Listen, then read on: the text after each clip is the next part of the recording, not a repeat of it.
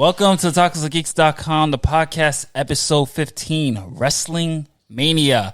Nadya is off this episode as she's preparing for our all-female episode that we're going to be capping off for episode 16. So, for our first-time listeners, just to introduce myself, I am Justin, co-founder of Otakus Geeks, and of course, founder of Magic Divisions. Cry Hero 1 and 2 are available right now digitally, so make sure you check that out. I'm going to pass it over to the icon himself, Jarrell. How you doing? What's going on, y'all? This is the icon. You can check me out on YouTube at Red Eyes Entertainment. Well, we got the Falcon Winter Soldier review coming up. Did reviews for Supergirl, for Batwoman, for Black Lightning, Painkiller episode debuted this week as well. And we're still waiting for Superman and Lois to start, and we're still waiting on Titans. And Sean, what's up? This is Sean, the True Comic Fan. You can check me out on Chronicles, Beer and Goods if it actually comes back, and this podcast, the Otakus Geeks podcast, and that's pretty much. And we actually have some guest panelists here today, so I'm going to introduce them. They can say something a little bit about themselves. Yes. First, since you already spoke, let me introduce him first. Okay, this is, of course, you heard him on It's a Chronicles. You heard him, of course, from Otakus Geeks for all these years. He is actually the only person who actually can have legit experience on this topic today, because he is the student of the game here in wrestling school right now. I'll let him talk a little bit about it. Des the Horror. What's up, Des? How are you doing? Yes, sir. It's Des the Heart here. Thanks for having me again. You know, also, AKA the voice of the people. That's a throwback right there for you. And yeah, just Des the Heart, AKA Buzz. And we got also a photographer here, Will. How you doing? How you doing, Will? How you doing, man? Thanks for having me. My name is Will. They call me Cap. I'm Captain Eisen on Instagram, where I do photography, and on TikTok, I'm Captain Eisen as well, where I do some comedy. Indeed. And now I got to introduce my own flesh and blood, my brother, Jason. How you doing?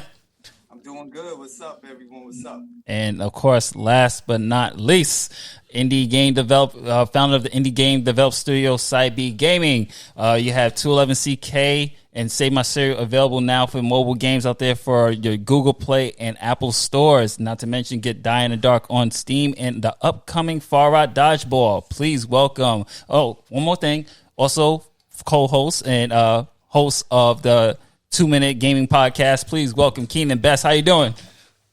Dan, that was a great intro. I have nothing else to say. I try. That was a good intro. But as everyone That's knows, some bullshit. Why you didn't talk about us like that? Because y'all introducing yourselves. Everybody know y'all. No, he introduced him. You know what I'm saying? You basically got on your knees and fucking slurped him out right there. Yep. Oh yeah. You never read my credentials like that. Because I gave y'all responsibility to do it your damn selves. I'm not gonna. Y'all gotta put yourselves over. I gotta get my own hand job because Triple H is the Triple H of this game. Okay. So I'm guessing Keenan is a Shawn Michaels, and that's the click. That's what's going on. Yeah. But obviously, from today's title is Wrestling Mania. So this is an all wrestling podcast episode. So we are going to kick this thing off by talking about our top five favorite wrestlers of all time. Jason, I'm gonna pass it to you. You got the floor first. Give us your top five, and we ain't gonna judge you, man. Maybe. All right, so my top five, beginning with number 5, I would have to say is Hulk Hogan. Why? Oh my God! You took it there already? Right out the gate. That's great. You should have put him last. Yo, why are you here? I mean, statistically, somebody had to say Hogan. Yeah. All right, hold on. Let him talk. Go ahead. Why? Why Hulk Hogan is because Hulk Hogan was so inspirational growing up in my childhood. Everybody wanted to be part of Hulkamania and Hollywood Hogan. When he finally went to heel, he transcended the wrestling when he was finally a bad guy and changed, revolutionized wrestling when he went to NWO Hogan. Yo, before you get to your number 4, not to cut you off, we fam, you my blood, so I'm a ride with you with your decision making, but just go to number 4, man. Well, the biggest question is, are you still a Hogan fan? Yeah, are you still a Hogan fan? No, I'm still not a Hogan fan, but you know, one of my greats. You know, you can't deny it. Okay, all right. So who's number 4? Number 4, I'm gonna have to go with Shawn Michaels. Number 4. Okay. Shawn Michaels. Reason being, once again, showstopper. He calls himself Mr. WrestleMania, and that super kick is deadly. Okay. So, and very entertaining as a wrestler as well. You know, number 3, I will go with Bret the Hitman Hart. You know, in ring persona, the excellence of execution, his technical moves in the ring is unmatched, and that's why I chose Bret Hart. Number 2, I will go with Stone Cold Steve Austin. Okay. He's a game changer. To be honest, the Attitude Era, if it wasn't for him, I don't even know if WWE will be around. You know, so I'll go with Stone Cold. Number 1 is the Dead Man, the Undertaker. All right, I respect that list. I mean, wasn't bad except for number 5. Except for number 5 could go. Number 5 can go, but I mean, I'm not even mad at him number 5 because until Hogan did all the nonsense he did, everybody was on Hogan's. Everybody was still loving Hogan. I actually wasn't. I actually wasn't. All right, so Dez, you're up, man. Your top 5. At first, this wasn't going to be in order, but since Jason did it in order, Yeah, I do it on top 5. From 5, you're going to do from 5 to 1. 1 is being your absolute favorite, obviously. So go ahead. Okay. I wouldn't even say favorite, but Yeah. anyway, my list consists of all men I feel like that inspired me and also other wrestlers and wrestling fans. So this is why I have it. Number 5, I have Eddie Guerrero. Oh wow, nice. Yeah, you know, he speaks for himself. I'm not going to go into too much details for that. My number 4, I'm going to have to pick Kane because he's the reason why I wanted to get into wrestling. What I saw when I was, you know, that's what inspired me. When I was 6 years old and I saw Kane for the first time, I was in awe. Mm-hmm. And I don't know, I think I kind of caught the bug right there Okay. as soon as that happened. Chokes on mad people. My number 3, it would have to be Stone Cold. You know, of course, everybody in school was getting stunned. But definitely just even him selling the most merch out, even over Hogan. Sorry, Jason, the most merch out of any superstar. That how's that not inspiring? You not want to be that, and even him coming up with being the first one to come up with his own T-shirt designs, like when he had when he's raising his arms and the cobras are coming out of his arms. That was him. That's all his idea. You got to respect that. Number 4, I can't believe somebody missed this, but you have to pick The Rock. Those promos and the way he sells is unbelievable, and it's just pure entertaining. Mm-hmm. He can entertain you just by speaking. So that's why he's my number 4. Number 5 is also going to be The Undertaker. Oh, nice. Because of the legacy and the respect that he has in the game. Okay. My list is going to show my age. All right. That's good, though. That's good. Because I'm sitting here, I'm like, aside from Sean and maybe Justin, I feel like everyone is kind of have the same guys in their top 5. Probably. And I'm thinking about my list, and I'm like, damn. All right. So That's good, though. we're gonna go to Will, then we'll go to your list. Go ahead, Will. So, for number 5, my favorite wrestler is Goldust. Goldust. I like his flamboyance. I like his entrance. Everything he was doing at the time where, that was looked at as weird. I like number 4, Triple H, the Cerebral Assassin. He takes the belts from everybody, Number 3, Ric Flair, the Nature Boy. Oh, God. Come on. That's my man right there. Number 2, Kane. Best entrance ever. You can't doubt that entrance, man. And number 1, Kurt Angle. I just love Kurt Angle. Nice. Everything he was going through. That's a good one. Best technical wrestler. My dude be screaming when he be ankle locking niggas. Yo, that's crazy. All right, Jarrell. Number 1. Your list. You said from least to best? So 5 to 1. All right, number 5, I got Bobby Lashley, and I'm talking about like Shocker. I'm talking about like his first run, with the company. Like we talked about before, diving through the cage on Umaga, like the hair for hair match. Then, obviously now he's the current WWE champion, but when he was in Impact, when he was in TNA, and he literally held every single championship in TNA, and he beat the entire roster, which made Vince be like, shit, we got to bring him back. So Lashley 5. I got Sasha Banks at 4. Oh, nice. Because I watched that girl from like NXT. I'm talking about before NXT was NXT. From like, I saw her when she had her first NXT match, like up until WrestleMania. So she's she's the best horsewoman. Yeah, I agree. Like, she's the best I agree. horsewoman. Like in my opinion, That's a good pick. Number 3, Booker T. You know, Wow. the 6-time heavyweight champion. You know, I thought it's 5-time, bro. well, 5-time WCW champion. But, Yeah. but how do we forget King Booker? Yeah, You know, yeah. beating Rey Mysterio. So that's definitely got to put him up there. And then he had the greatest botch of wrestling history. Like, just for the botch, hashtag we coming for you. Like, he gets on the list for that. Number 2, Owen Hart. Whoa. Truth be told, That's a good one. I hated Brett. Like, I hated everything about Brett growing up, but like when Owen was the King of Hearts, when he won the King of the Ring tournament, and he cut that promo, and then when he beat Brett at WrestleMania 10, and then he was talking all that ish, and so like Owen was, I was always Owen. He was my favorite Hart. And number 1, which is this is a pull from the 80s, the greatest intercontinental champion of all time, the man who the original intercontinental championship was perfectly designed for his waist, Mr. Perfect. Nice. Mr. Perfect is the greatest, my favorite wrestler of all time, because if you watch this man in the ring, the only thing that kept him from winning the title back then was Hogan's politics. Facts. True. Facts on that one. All right, Keenan, what's yours? I just want to say a lot of this list is full of old, drugged out wrestlers. Oh shit! Oh, jeez. That's like all of them. Yeah, he's not wrong. He's not lying. Right? Only Keenan. Go ahead. I'm gonna go all over the place with this one.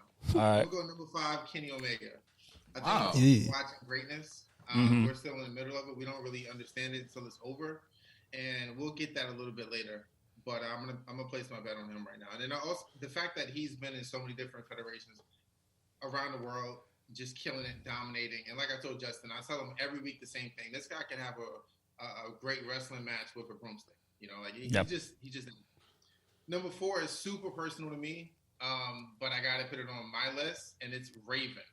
Now a lot of people, he's not gonna be on anybody's list, but True. What's that? You're right about that. No, he's right. He's right. And then not a lot of people think about him.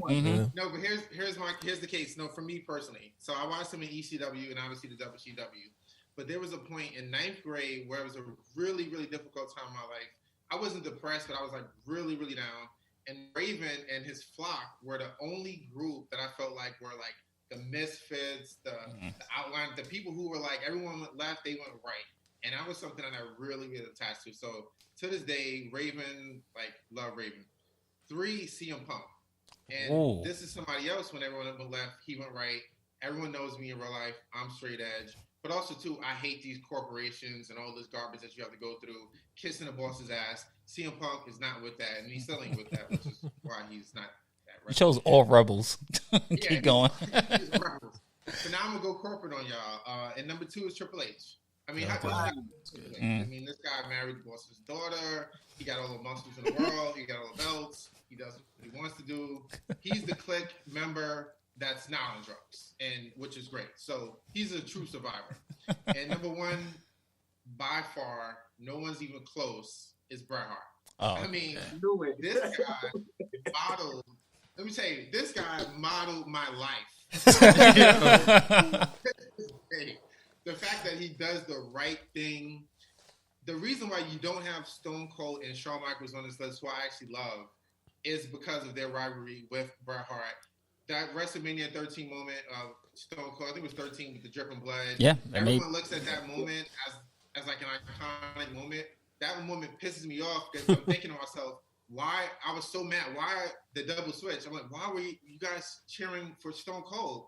He's a degenerate. He's this and that. And Bret Hart is the solid citizen. And it was just complexing to me. So, again, love Bret Hart. I wouldn't be on this podcast with Bret Hart. Wow. Oh, wow. I'm going to go, because Sean said he wants to be last. Number 5 is Chris Jericho. The most versatile wrestler, period. Constantly changes his style, changes his characters, keeps it fresh. Just from what he did at WCW to AEW now. It's just, and to me, I think he had the greatest debut ever, point blank. I agree with the greatest pop ever. One of them. Number 4 is Sting. And the Crow era Sting is what me and Jason changed to WCW.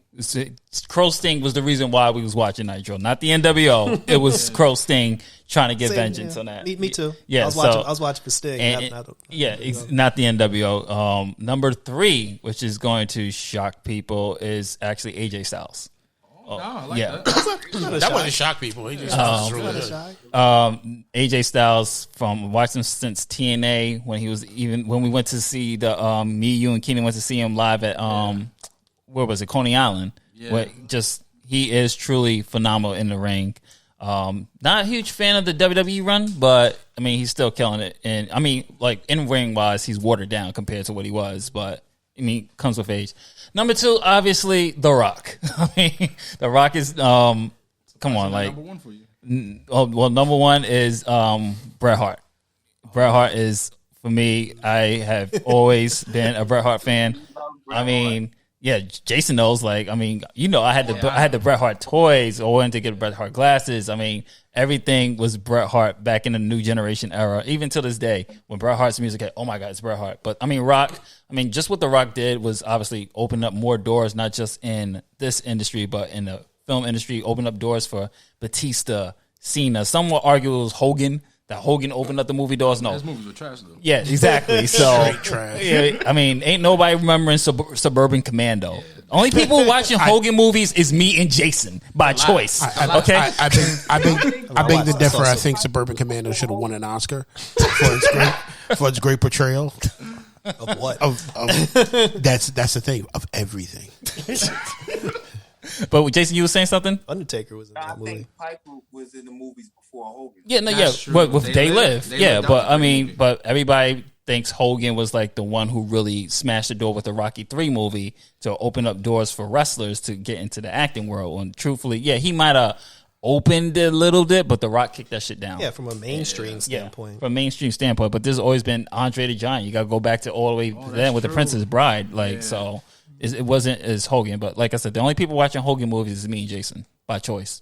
But in the meantime, y'all need to watch that Ultimate Weapon. That's a funny ass Hogan movie. Okay. Yeah, like he didn't do his own stunts. That thing is so. Like, No, I remember it. yeah, He didn't do his own stunts. like there's a scene where he's running and it's not Hogan, and then they zoom in, it's Hogan, and then he couldn't even do a simple run stunt. Yeah, that's. But Sean, who's your top? All right, so I haven't really been into wrestling for a while because I just think I love wrestling at certain times, but I really can't stand the PG era with all this crap because the thing is, like, as a kid, I went there and I knew shit was what it was. Mm-hmm. You knew not to go do certain things, and I want to be entertained. Like, I used to tell people when they used to watch wrestling, like, yo, this is the male soap opera. This is every Monday night. I know this is a scripted storyline. These are scripted shows, but if I'm entertained, if I can't wait to come back every week to watch it, then, yo, this is perfect for me. I don't give a shit. So, for me, what I base my top 5 on are people who more entertained me. Some people I think got a shitty run and should have gotten to something better. So, I'm going to start off with number 5. The people aren't going to be like, what? Number 5 for me, because he was underrated, was Al Snow. All right? Okay. Because the thing was, like, if you take the Attitude Era, Al Snow has some of the greatest moments during the Attitude Era people just ignored. Like, first of all, when he became the European champion and every week this man had something retarded from every country. That's my favorite belt. Like, when he got to Italy and he came out with a picture of Tony Danza like, and a pizza, I was dying. All right? You just like him because he wants more head. Exactly. Like, how do you have a promo song like, what do we want? Head. Like, you know, that's crazy. And nobody sat down. It was just like people, like, he came out and he got big pops because he was just ridiculous. And the fact that, let's think about him as a tag team with Kent Blackman. Yeah.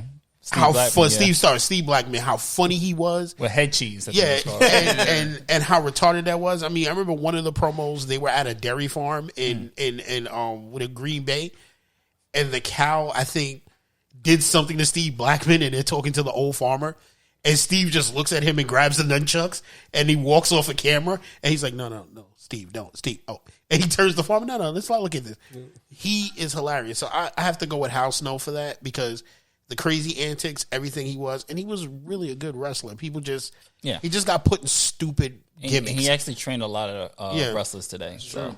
Okay. I actually did an interview with him last year. Oh, wow. Yeah. Number 4 is, everybody's had this on the list, but number 4 has to be Booker T. Another person who really doesn't get like a lot of the stuff a lot of the accolades he's supposed to get, because Booker T has been in a lot of shit. Yeah. And Booker T has been in some big rivalries. I mean, we can all remember, what was the argument between him? What's the difference between the book end and the rock bottom?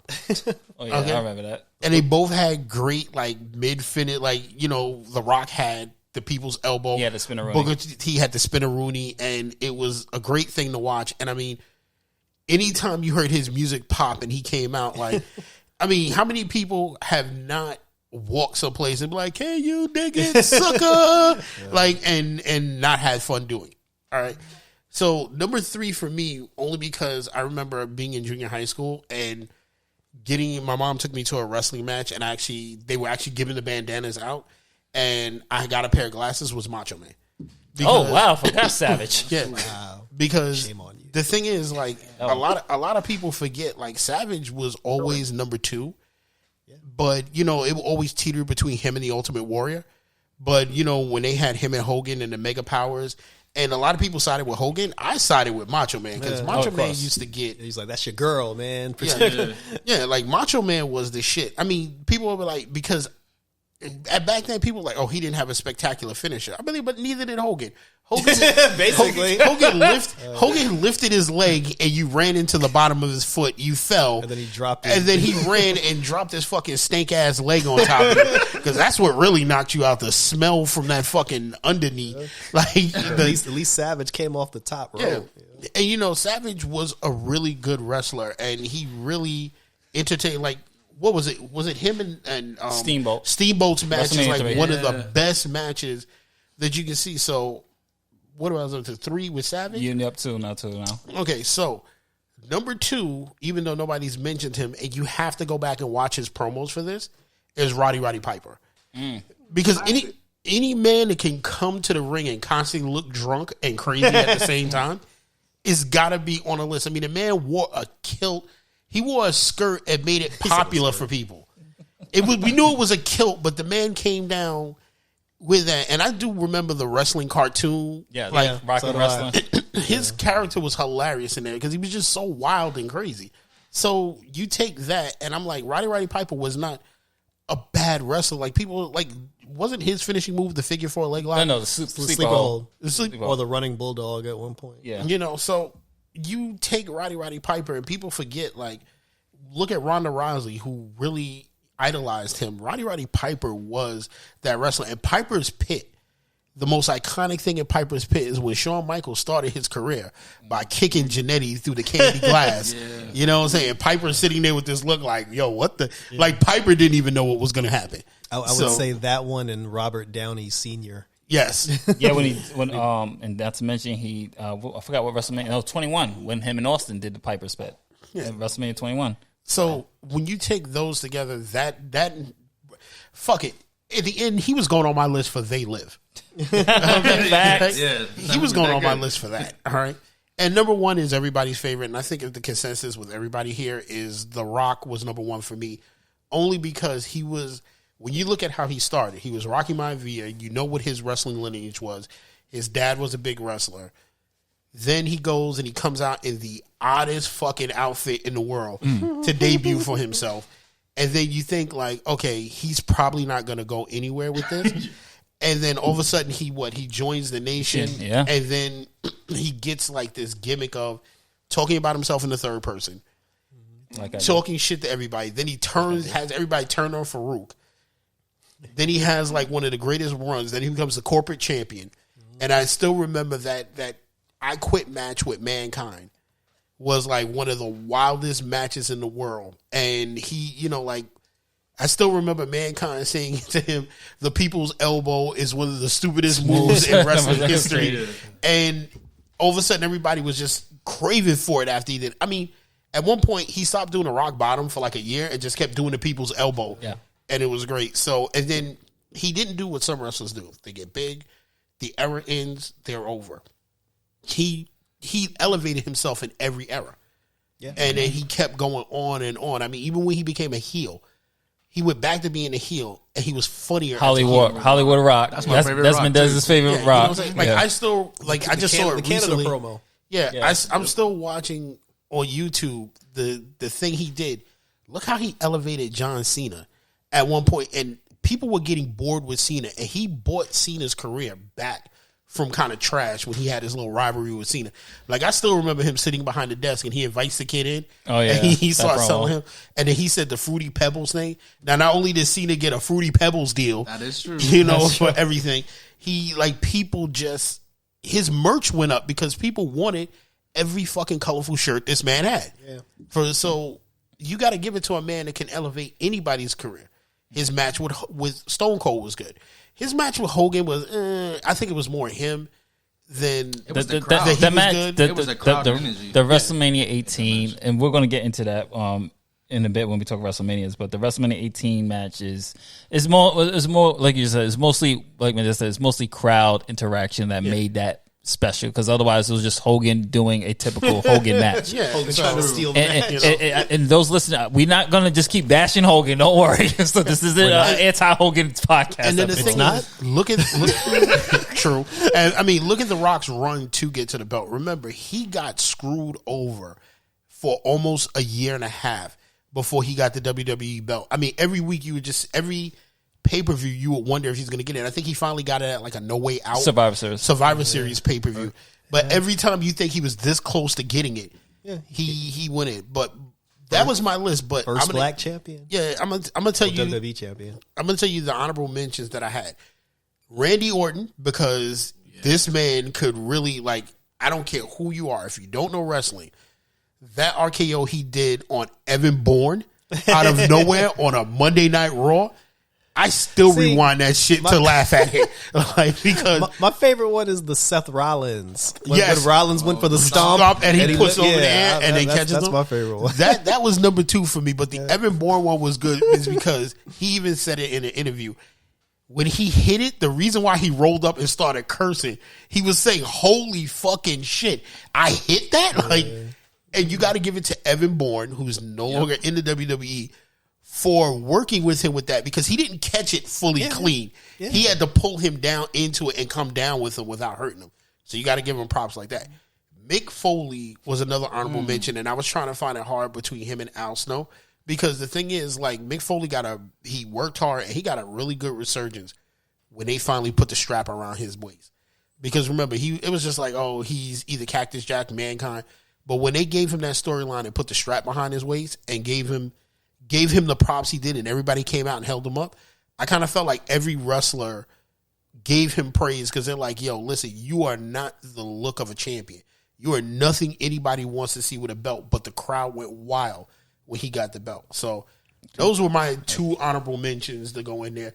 Other than, I'm trying to think of, and if you ain't like Crime Time, when all right. Well, Shad, yes. Rest in peace to Shad. But as the goats, no. I wouldn't call them goats. I'm just saying, like, as favorite, favorites with wrestlers. If you didn't like Crime Time, you didn't like that promo with Triple H and Shawn Michaels outside the arena, there's something wrong with you. He's like, I speak jive. But we're gonna transition into, since Sean already touched on certain eras, there's certain eras we're gonna decide. Everybody's gonna say which era is their favorite. Obviously, some choices. We got I'm calling it the Hogan era, which is from the 80s to the early 90s. Then we got the New Generation era.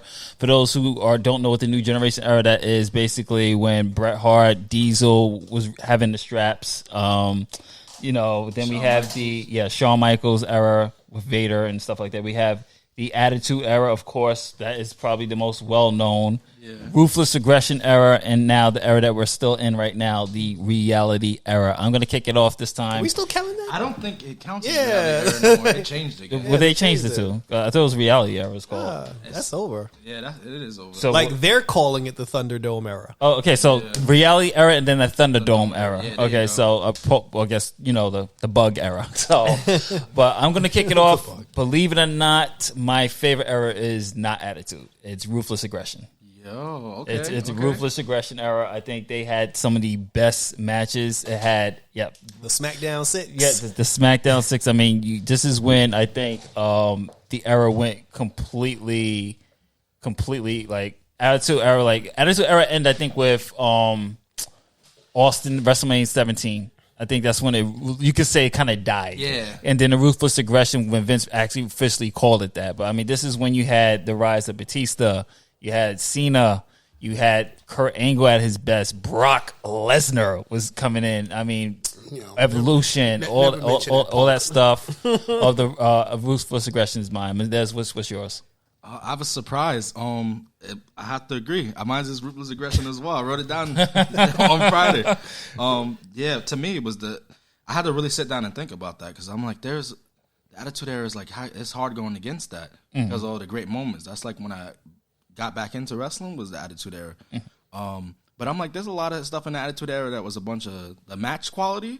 There's a lot of nonsense in there. Yes. People That's why. just brawling early and stuff like that. Matches not actually Mae ending. Young's hand with Mark Henry. There's a lot of nonsense too. People just glorify, the highlights of it, like the Stone Cold moments, the Rock moments. I mean, this is good. Like I look back, I was watching Network. I look back at certain attitudes. I was like, it doesn't hold up now. I mean, as I got older, it doesn't hold up as well as the Ruthless Aggression era does. It doesn't. So, To me, even you mentioned Brock earlier too. I'm like that really carried. And the American Badass. Yeah, Wait. We got the American Badass. You can say that about era because the thing is, the Ruthless Aggression era gave us Brock jumping off the rope and doing a flip and smashing his head and then pissing everybody off. We're gonna get to that too. Yeah, We're gonna get to that too in another segment. Yeah. Jason, what's your era? My favorite era, I'm sorry, I'm gonna have to go with the Attitude Era. Okay. Because when I was in August Martin High School, everybody that's what we was talking about was, did you see what happened on Monday Night Raw? And that to me was like a game changer. It was highly entertaining. Thanks. That's what everybody was talking about was the Attitude Era. You know what I mean? That's the era that for me made me want to buy the wrestling games and go to Monday Night Raw with Uncle John and stuff like that. Sit in the front row seats and see Stone Cold give you the middle finger and all that. I mean, we did see a lot of Raw. We did Shout see out a lot. Uncle John. Yeah, shout out to Uncle John. We did see a lot of rest in peace. We did see a lot of Monday Night Raws in the Attitude Era. So Austin 316 says I just whooped your Yes. ass. I was like, what?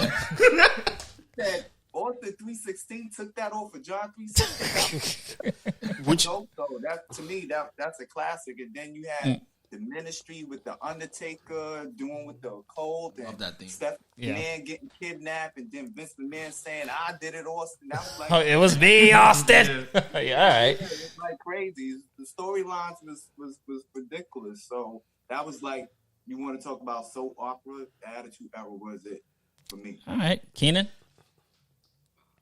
Jason told this story about his school. Yes. I'm gonna tell my story about my school. So when I was in Jackson, shout out to Jackson, campus magnet now. On Tuesday morning, every Tuesday morning, I had English class, and one of my best friends, Chavoy, shout out to him. We used to talk about wrestling, and one day my English teacher came to me and he said, "Listen, you guys, every morning, you guys come in here to talk about wrestling. If you keep talking, I'm gonna have to fail you." And so I sat there and I thought to myself. Facts. Yeah, I sat there and I thought to myself, what's more important to me, English class or wrestling? And this was during the Attitude Era. So I told the teacher, I said, listen, I got to talk to him about what happened last night. This is really I chose to talk about the Attitude Era, which is my answer, over English class. But let me just finish the story. Not only did I get to talk about wrestling, I failed the class. The teacher gave me I think I had an average of like 45 was like the lowest they can give you. So I had an average of like 45 because I didn't do anything. But right before I failed the class, the teacher said, if you pass the Regents, I'll let you pass the class. So I passed the Regents with a 67, and I passed the class. Okay. So I literally did nothing in that class except talk about wrestling. And I passed the class. So the attitude era is the answer. Well, what was your era? I'm gonna have to say the attitude era was great, but I'm gonna have to say the ruthless aggression as well, just because it gave us the Brothers of Destruction, Evolution, Brock Lesnar, and I have a story from school too, from PS43, because of Brock Lesnar and that F5. Justin would F5. We was in 5th grade. This guy would F5 every single guy in our class, and there was a red mat in PS43. If you stepped on that mat, you was getting F5. It didn't matter if you was his friend, you wasn't his friend, nothing. Even me and another friend we know, Eli, we was scared to step on the red mat when Justin was walking on it. See, I'm the first graduating class of that school that you went to, and we had 3D Fridays, and you guys did the F5. We did the 3D. And we didn't care. It was no mat protection. You got 3D'd on concrete. Mendez noticed you got 3D'd in concrete. You got 3D'd in lunchtime. You got 3D'd in the hallway. You got 3D'd. Every single person. We didn't care if it was girls. We didn't care. You was getting it if it was your time. Damn, dude, you picked up women 3D in them? Yeah, we picked up women 3D. You better be glad the cancel culture is gone now. Let me just say this: I F5 so much people at the school. It got to the point where, like, even I remember my first fan. I was walking through the hallway and a little kindergartner stepped off a line and came and shook my hand because he knew about me. Nah. Oh, that was my first fan. I was to say you F5 in kindergarten? Nah, I didn't F5 in kindergarten. They just knew about me because I F5 so many people. Even the big people too. It didn't matter. When I was in school a long time ago, we were doing DDTs to people at school. I mean, we do have a DDT still. Right? We used to body slam people. I mean, if Keenan and Jason want to talk about the infamous, go ahead. I'm not sure who wanted Keenan or Jason want to talk about the infamous DDT. Go ahead, Jason. Yeah. So real quick, without saying any names, yeah. Technically, it's not his real name anyway. So I mean, you can say Bill. It has his legacy of his own now. But the person who did the DDT, I won't say his name. Don't say the other dude's name, but you know the person who received it.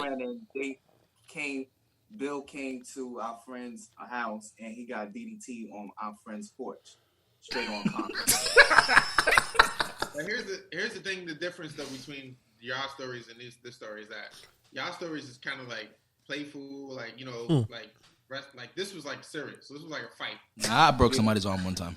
Yeah, it wasn't playful. It sounded playful, but it wasn't. Oh, all right, well, never mind. Yeah, the 3D was more of the 3D was playful, but the DDT for Bill, and that's why we call it DDT now. We don't call it. Me, Mendez, Keenan, Jason don't call it the DDT. We call it the Bill because. Like how your man's gonna DDT you on concrete? That's so deep. Like it was just random. But Jarrell, what's your arrow? Mine is extremely different from everybody else's. That's good though. Wow. Yeah, I mean, for me, the my favorite era of wrestling, it's the NXT era. Ooh, okay. Because you know because there was a time during wrestling, like although I was still watching, I was angry because you know people who I thought deserved to be on top wasn't getting pushes or wasn't getting represented that they deserved. You know, all the black people were sitting and catering, you know, like they were treating the women like shit. And it was just like, it was one of those moments where it's like, I kept watching for the hope that it got better. And then one day I started watching NXT. You know, and I saw Seth Rollins. You know, I saw Roman Reigns when he had the rich Samoan gimmick when he kept messing with Byron Saxton.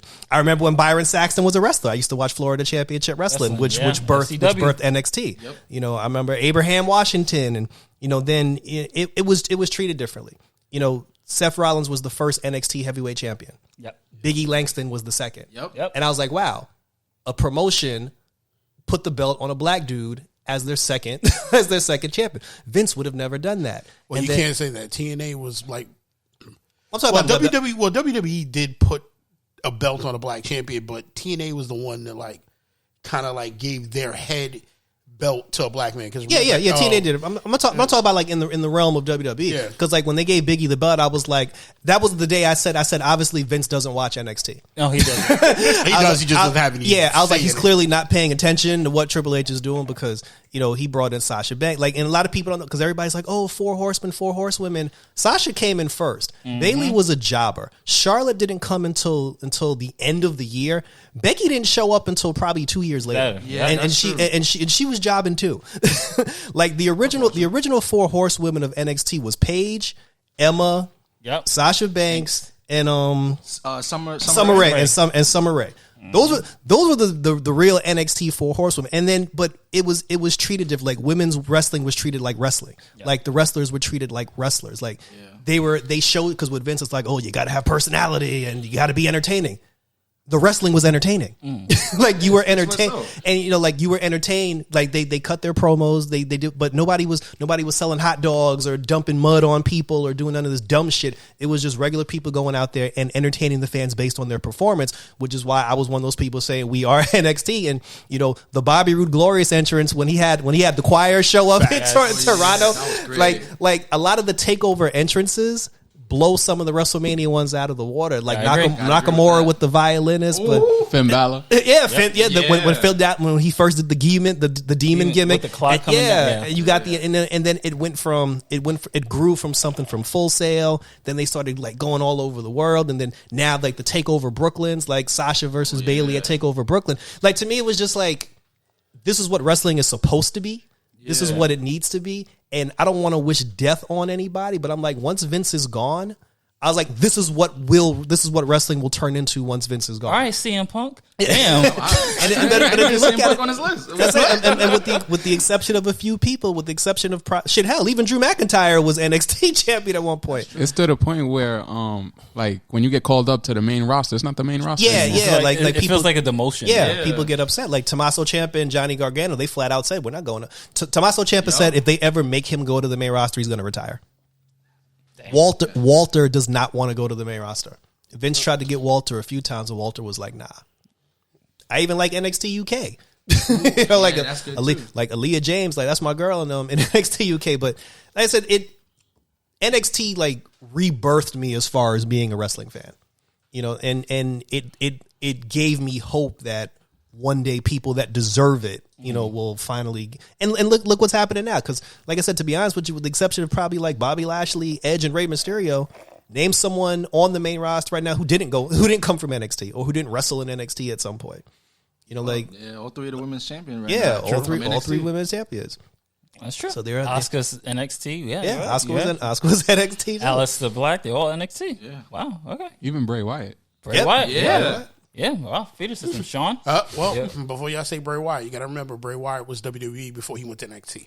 Wasn't he Husky Harris? Husky Harris, but he was on the he was in FCW. Yeah, FCW, which is technically NXT. But didn't he come up as Husky Harris with? He was talking about Nexus. Did he come up as Husky Harris with Nexus? It was when it was like a game show. It was the NXT. Yeah. NXT was the game show. So technically it's still NXT. Yeah. Okay, so we just don't acknowledge the game show. The funniest thing about the game show NXT was when they did the women's one.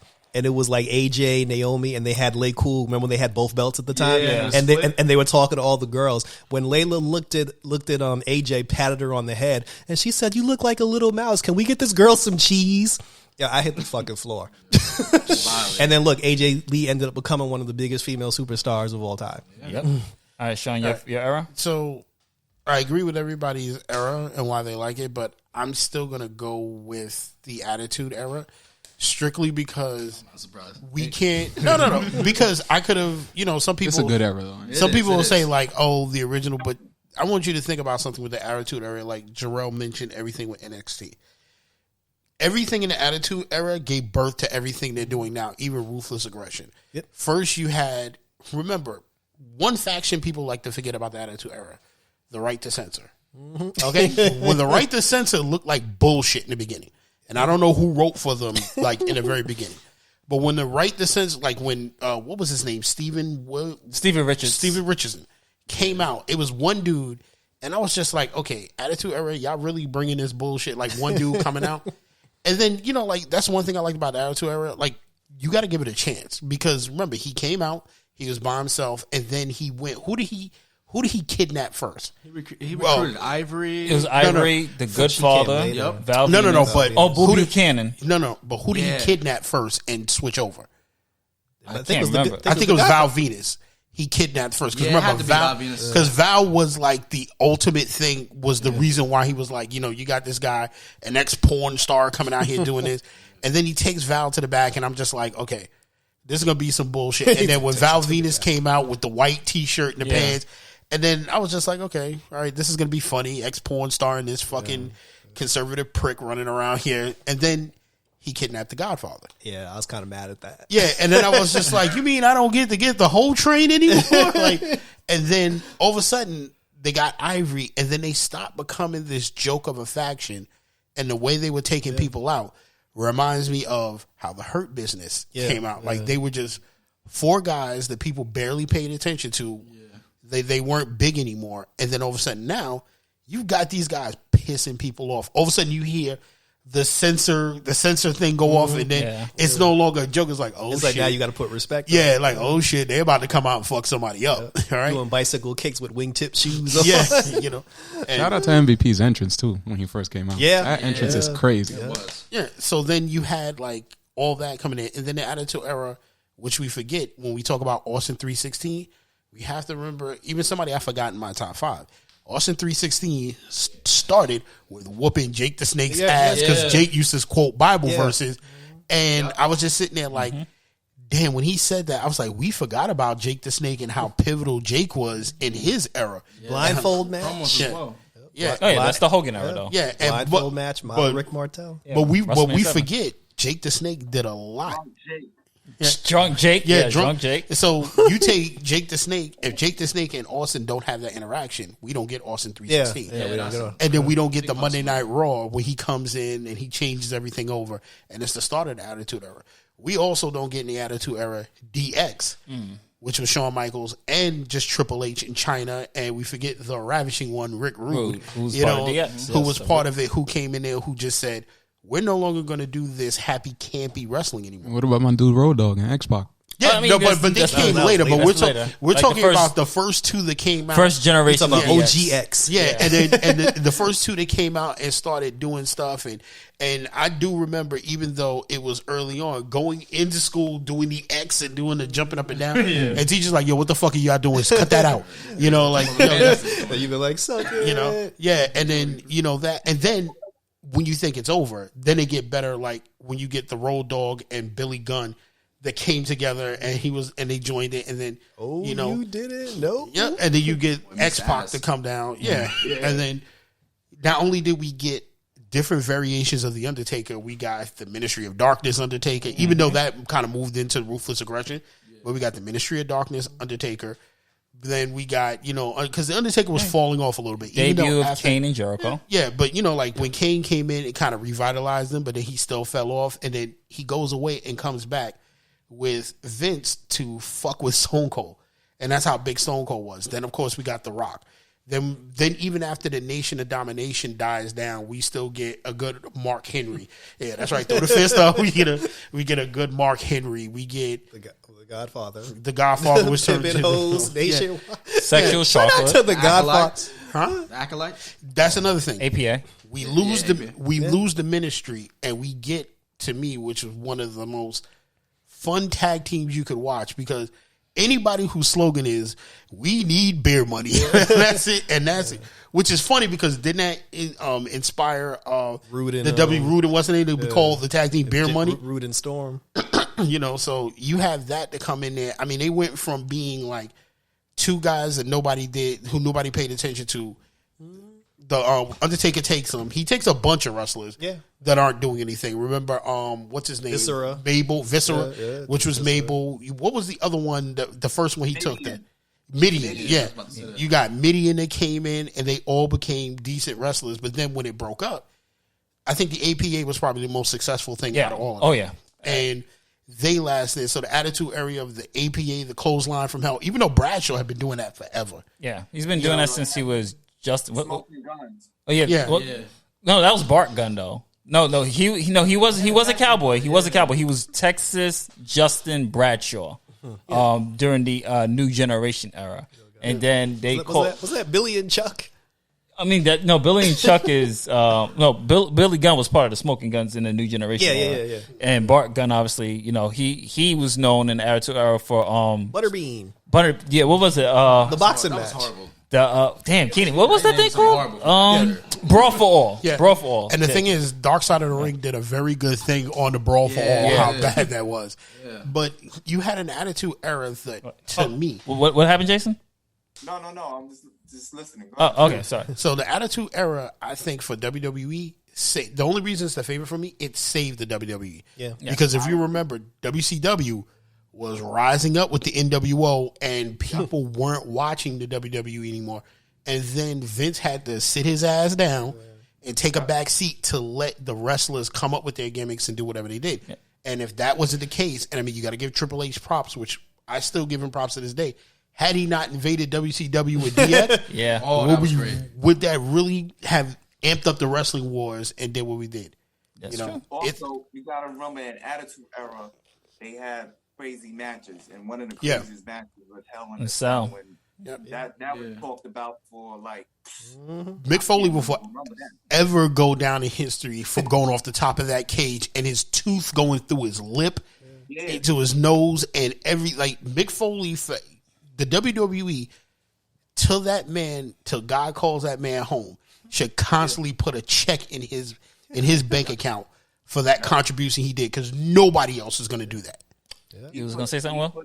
Oh, I was just going to say, and that's when Vince was doing anything he had to do for the company. He was wrestling, he was doing whatever he had to do, and I liked Vince at that point. Having people kissing. We never would have got Shane O'Mac and the Mean Street Posse. I mean, I definitely agree, but I will say from matches perspective, I'm going Ruthless Aggression. Same. Just in-ring work. I mean, this is when Eddie... Mendez has Eddie in his top 5. This is when we finally got to see some legit workhorse people get. That is true. That's how I feel about NXT. Yeah, but if we didn't get the Attitude Era, they wouldn't have a chance to do this. Yeah, because the WWE would be gone because it would be WCW. I know. I'm going to talk more about that in the next topic. Reason why. I think what Sean is saying that if it wasn't for the two old school wrestlers agreeing to participate in that, WWE would not be around. That agreed to do that storyline, and then you have Ravishing Rick Rude also agreeing to do that storyline. Because WWE was dry as shit for a while. You didn't like Duke the Dumpster Drosy? That's horrible. Yeah, they didn't have. You didn't like Skinner? Yeah, they were all right, but they weren't dragging. But you didn't like Waylon Mercy? That was ahead of his time. Hey, yo, who was the fake Undertaker? The guy, not the fake Undertaker, the guy that was dressed in all white that came out. Mordecai. Yeah, Mordecai. Right. Okay, shout out to the Bet's entrance too. Shout out to Ruthless Aggression, Mordecai. But this actually transitions into the next topic, which is WCW and the AEW Impact. And of course, if you want to bring in other promotions that you want to talk about, such as Impact, New Japan Wrestling. But I mean, these other promotions we got to show love to, because especially I'm going to start off with WCW.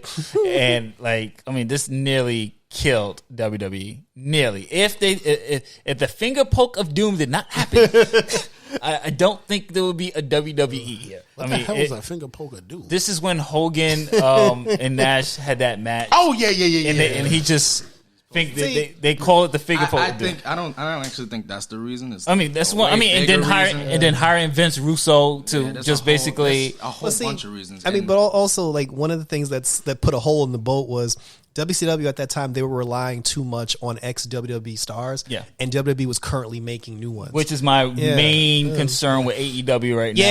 I was saying that to somebody before. But wasn't Vince Russo the right? Yeah, he was the writer for the he was the writer for the editor. And that was the other problem. Everybody was in the NWO at one point. Yeah, that's true. It's no longer cool if Sting's the only one not in it, and then he was in it. It goes up.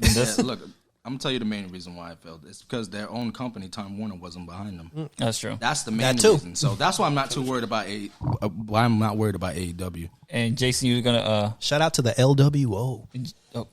Jason Parka. And also AEW, they taken WWX stars, but they're actually using them in the right way. Yeah, I mean, but the thing is, We like, don't wanna I see get, them. I get Jarrell. No, I get Jarrell's thing. But one thing you have to recognize is that AEW is taking stars that should have been stars in WWE and making them better. See, Like, I'm fine with that. Like, if you take a Cesaro, like you take a Rusev. I mean, I don't like what they're doing with him now, but I'm fine. Like, I'm fine with that. But I don't care. I mean, I wouldn't let, if I was WWE, I wouldn't let Cesaro go. But you No, gotta, I'm saying as an example. But Yeah. like when Sting and the Big Show show up, I'm like, here we go again. But I mean, they're on their way out. But Take if you, like you said, take people that actually can bring some value. And the thing is, like, they're revamping. Like, what's the name? Guy, rest in peace. That just passed away. Brody Lee. Brody Lee. Yeah. Brody Lee was going nowhere in the WWE fast. And then he goes to AEW and he makes such a big impact going in there. Like, he starts a faction that at one point every week I was watching because that shit was so dark and he was just so crazy. Like, you had to do, like, when he passed, I was like, yo, come on, man. Like, everything he's gone now and everything he's doing now should have been the legacy of his career in the WWE. Even though he was part of the Wyatt family, and that was good, he should have had his roses since then. Jason, you want to say something? Well, WCW, like Sean has stated before, if it wasn't for WCW with the whole NWO and Hogan turning heel, right? Vince McMahon we would still be having wrestling gimmicks like Doink Man. You Doink the Clown. You ain't like Doink the Clown? Doink. Not Dark Man. I mean, Doink, put it this way. Regular Doink. Still have gimmicks like that. So This is coming from the guy that made Dark Man. WCW they lit a fire on their WWE's ass. That's true. Vince McMahon had to do something because he was getting, like Sean said, he was getting his ass kicked every Monday night. Also, another mention, ECW. Yes. And their role in wrestling, because I mean that was good for Queens because They gave no fucks. yeah, and the Extreme Championship Wrestling like Sabu, Sandman, Raven, RVD, Taz. I can go on and on. Paul Heyman. Keenan, what do you? You got Steve Austin who started from there, Mankind, Nick Foley, and Sure.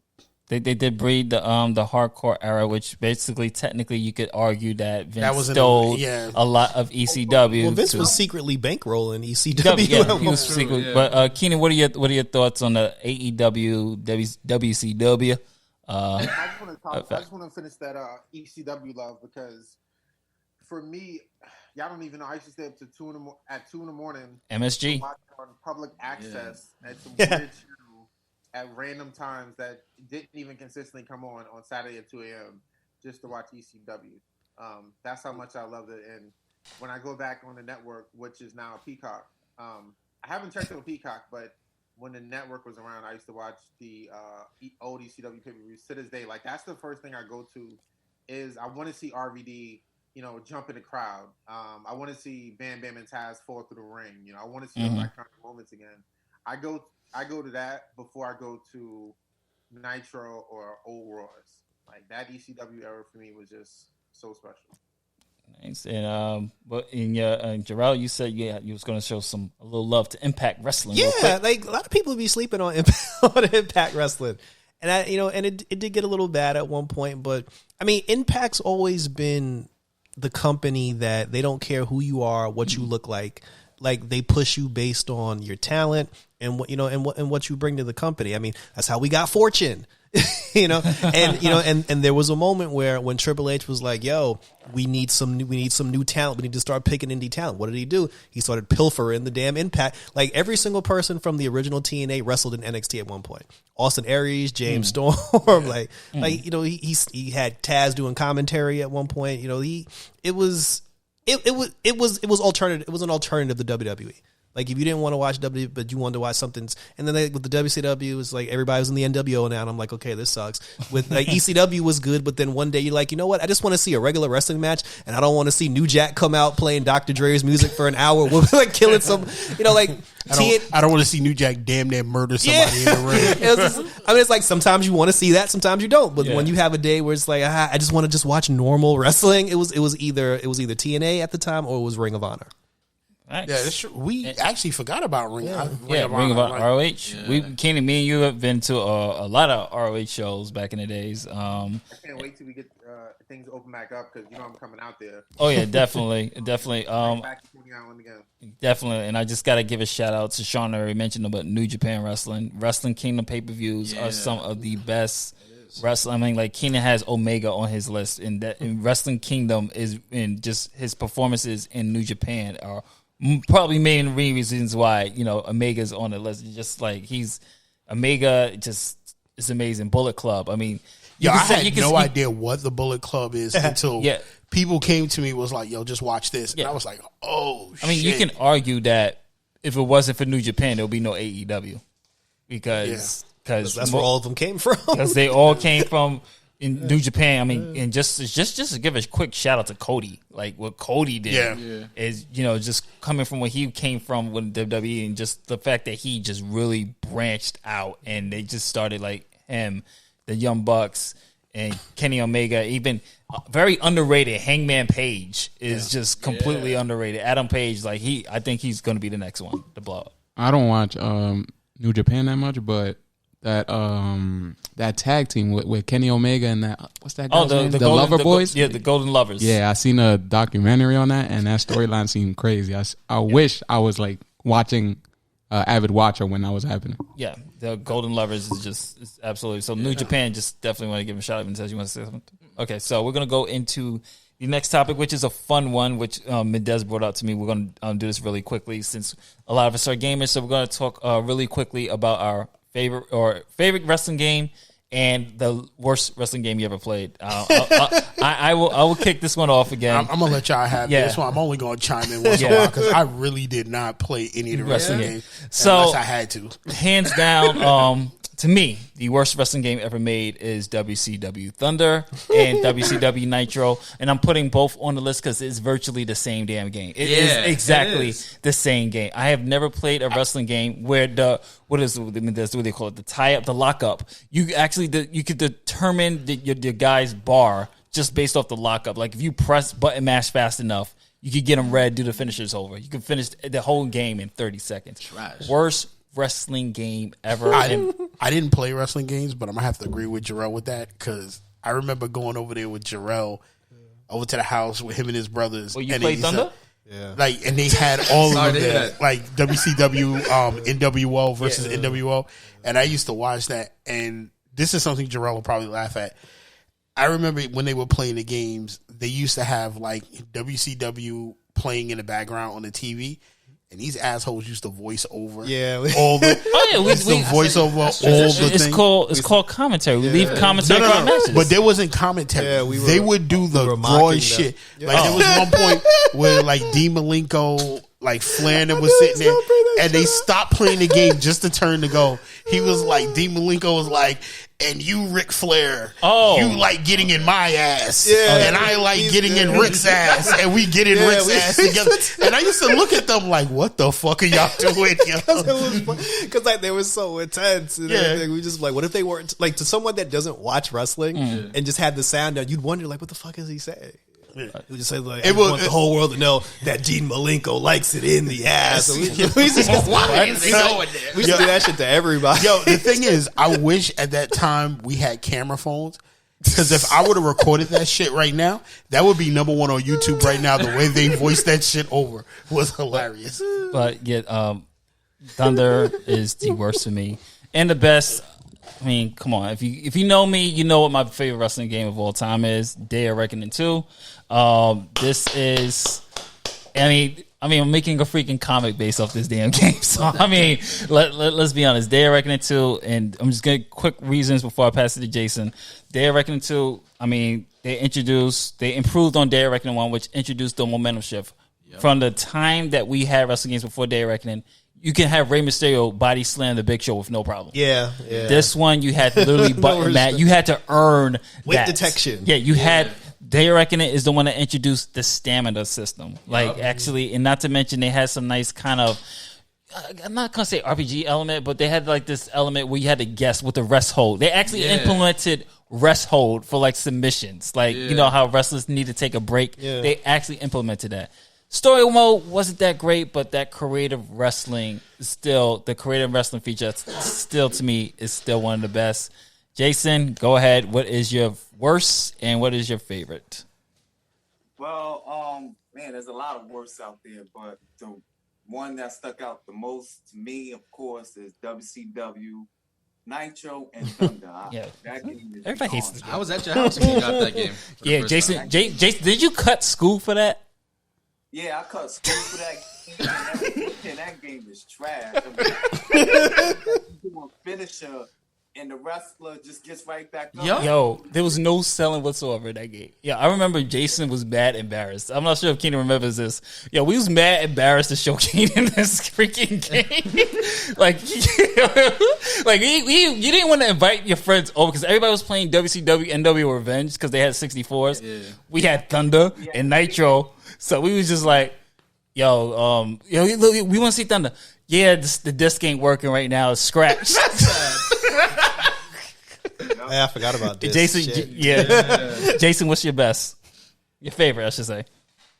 I got two. Okay. Two is, now that you mentioned it, Dead Reckoning 2.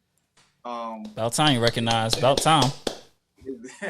It's like you said, the fact that you won't be having someone like Rey Mysterio picking up the Big Show with ease. That's unrealistic. The stamina. Also, you could attack the referee, which is great. Oh, yeah, that was great. He didn't even fight back if you hit him too much times. Yep. The matches they had there, the Hell in Cell and all that other stuff, matches real realistic. You had to literally, break open the door. Yep. Best Hell in a Cell match. I agree. Yeah, so, it was realistic. Also, the No Mercy. Yeah, No Mercy. No Mercy was good because they let you go backstage in No Mercy. Okay, No Mercy. Fight in the crowd, and that's the first game I think you was allowed to fight in the crowd. Okay, all right. And pick up tables and stuff like that. So yeah, I'll have to go with that. All right, Keenan. All right, you're gonna get mad at me, but I'm gonna keep it real. This isn't technically a wrestling game, but I'm gonna count it because Aki made it. For those that don't know, they also created No Mercy, the infamous No Mercy. Yeah. Part 1 of this game also had a ring in it. Pretty much the whole game was a ring. So I'm going to go with Part 2, Def Jam, Fight for New York. Wait, as your worst or your favorite? That's my best. That's his best. Okay. Okay. That's cool. Technically, it's still wrestling. It's not bad. You I good. respect it. All right, you good. Yeah, again, you played our game. You got to do wrestling moves, pretty much. Yeah, that's true. I mean, it included. Damn, I forgot about that. The craziest roster of rappers, and then you also were able to create your own character, and then buy jewelry and stuff, and buy all the crazy things that we were infatuated with when we were kids. So, I love that game so much. I played it over, and to this day, I still listen to songs from the soundtrack. That's how good it was. As far as worst games, you guys already mentioned a lot of them. The only game that I would mention that I personally owned was the Royal Rumble for Dreamcast. When you teleported to the dude, it wasn't even a full game. They didn't have enough for the whole Royal Rumble. Enough characters. So, and not to mention you teleported to the steel cage. Like you couldn't even. They had a steel cage match, which you couldn't even select steel cage. You had to press. You had a singles match. And then, like, during mid-match, they will either teleport you backstage or teleport a steel cage in there. Yeah. So, I mean, I had to agree with that. All right. Will, what is your... That was another game that was trash. Yeah. All right, Will, go ahead. So, the best, you guys said, obviously, all the best ones, No Mercy, Day of Reckoning. But I'm going to switch it up. For my best, SBR and SBR 06. Okay. SmackDown versus Raw, folks. Yeah, so... I was playing that game 24/7. I even bought the online for the PlayStation 2 to play 2006. I was like addicted. It was bad. I also got to give a shout out to Here Comes the Pain because without that SVR wouldn't exist. Also, my worst game. I haven't played that much bad wrestling games, but personally, one that I owned was WWF Warzone. I didn't wait. The 90s Warzone or Warzone. the Xbox WWE The PlayStation Raw? one. Good Lord. WWF Warzone with Ahmed Johnson. said Ahmed Johnson. I had to look up for. I was in the phone. Hold on. You said Ahmed Johnson? The only man The Rock ever said made me bleed. He said Ahmed Johnson slammed me and I coughed up blood. Like, and the only reason I say Warzone, it was a good game for the time, but now looking back, I was kind of angry because all my friends had 64 and they had no mercy, and I had to sit at home and play Warzone. So that's my worst wrestling game. Oh yeah, definitely. I agree with your else choice, but actually, yeah. I'm still shocked about Warzone. Mine's just gonna be quick. Okay, all right, go ahead. And I'm still shocked. He said Ahmed Johnson. The man who played Suge Knight at one point. Jason, go ahead. He has a good point with Warzone. I mean, I wouldn't personally choose Warzone, but at that time it was fire. But now when you look back on it, it's kind of cheesy. I mean, but shout out to Acclaim, and I know Keenan's gonna support this, man. Can't forget WWF Attitude, man. Shout out to Attitude Era. I mean, the Attitude game was fire. I like Attitude. Your own entrance with Attitude. Yeah, the first time you ever got a whole interest in a video game. Yeah, go ahead, Keenan. You were saying something? No, I agree, and also too, games that people probably also forgot about was the 2 ECW games Acclaim made. Oh yeah, Hardcore Revolution. Trash. Nah, it's a ripoff of Attitude. Yeah, they were just pretty much Attitude clones, but it was for ECW. But I liked it because ECW never had games. That was the only. They never had games. That's a good point. All right, Mendez, go ahead. All right, yeah, mine's is gonna be quick. WCW, I believe it was called Backstage. Backstage Assault. Backstage Assault, where it was just there was no worst? ring. For the worst? Okay. Yeah, for the worst. No ring. Jason brought that up earlier before we did the show. Oh, okay. Yeah. Yo, see, you got to put that's definitely the worst. Okay. How you have no ring and it's a wrestling game? I mean, because I can actually explain that. What you say, Jason? That game was trash too. But I can explain. I can explain why. The reason why they made that game, and I think Keenan can also co-sign this, is that because at the time, fighting backstage was like the biggest thing everybody wanted in the game. So, like, you had, of course, No Mercy was doing it, things like that, but people just wanted a backstage game. Like, you just fight backstage. Yeah, nothing. but they wanted a good one. Gave you trash. The bodies were disproportioned. People would pick up a weapon and they'd be falling. And then EA never did another wrestling game afterwards. So horrible. And of course, the best wrestling game of all time. I can't nobody say. Sorry, Keenan. I got a trademark on that. Yeah, I did trademark. I had to borrow that real quick because I felt it. Is Day of Reckoning 2. Yep. All right, the physics were real. Interrupting moves. Finally, being able to interrupt moves and everything. I love that. Yeah. The entrances. Even I was able to create some crazy entrances.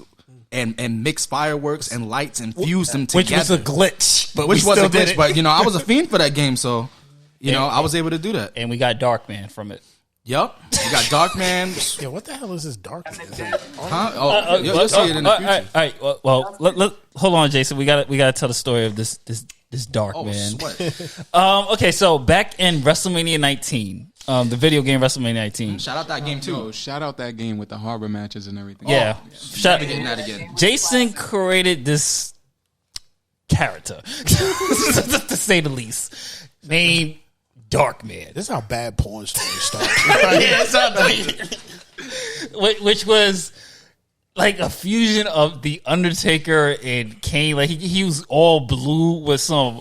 What was it, like red face paint? Like it had red flames coming up too, like Harlem Heat. Yeah, like some.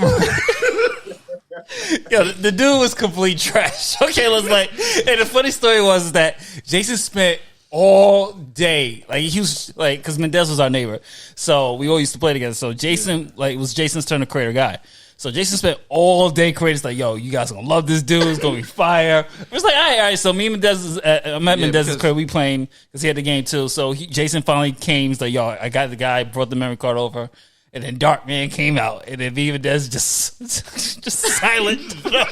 Yeah, because you gotta remember too. This is like back when we were going hard with our wrestlers. We had a backstory for them. Yeah. We had multiple rosters for our stars. So we went really hard. So Jason tried to spend a lot of time like, no, I'm gonna make something great for y'all. Jason just in there shaking his head. Like, how y'all talk about my character like that? Yeah, I can attest to that because Justin and Keenan could contest this. Back in the days when Acclaim was popping, I physically wrote a claim. Oh yeah, What- we inside used of to wrestling. we used to write to the developers of what like we wrote to developers, all of us, right? Like what we wanted in like the next PlayStation 1 game and SmackDown games.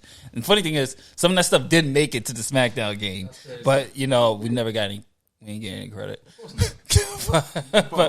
but yeah, the Darkman story. I mean, we had some like back in the days, like with the GameCube era, we had like 2 memory cards. You had the white one and the black one, and the black one I think had more storage. So Mendez would bring his roster over. Me and Jason bring our roster over. You had like basically a whole total federation right there. And that basically gave birth to what's going to be the Day of Reckoning comic. Is all those, well, not Darkman's not in it, Jason. I'm sorry, but how y'all gonna do all this backstory, get me excited, and take Darkman out? All right.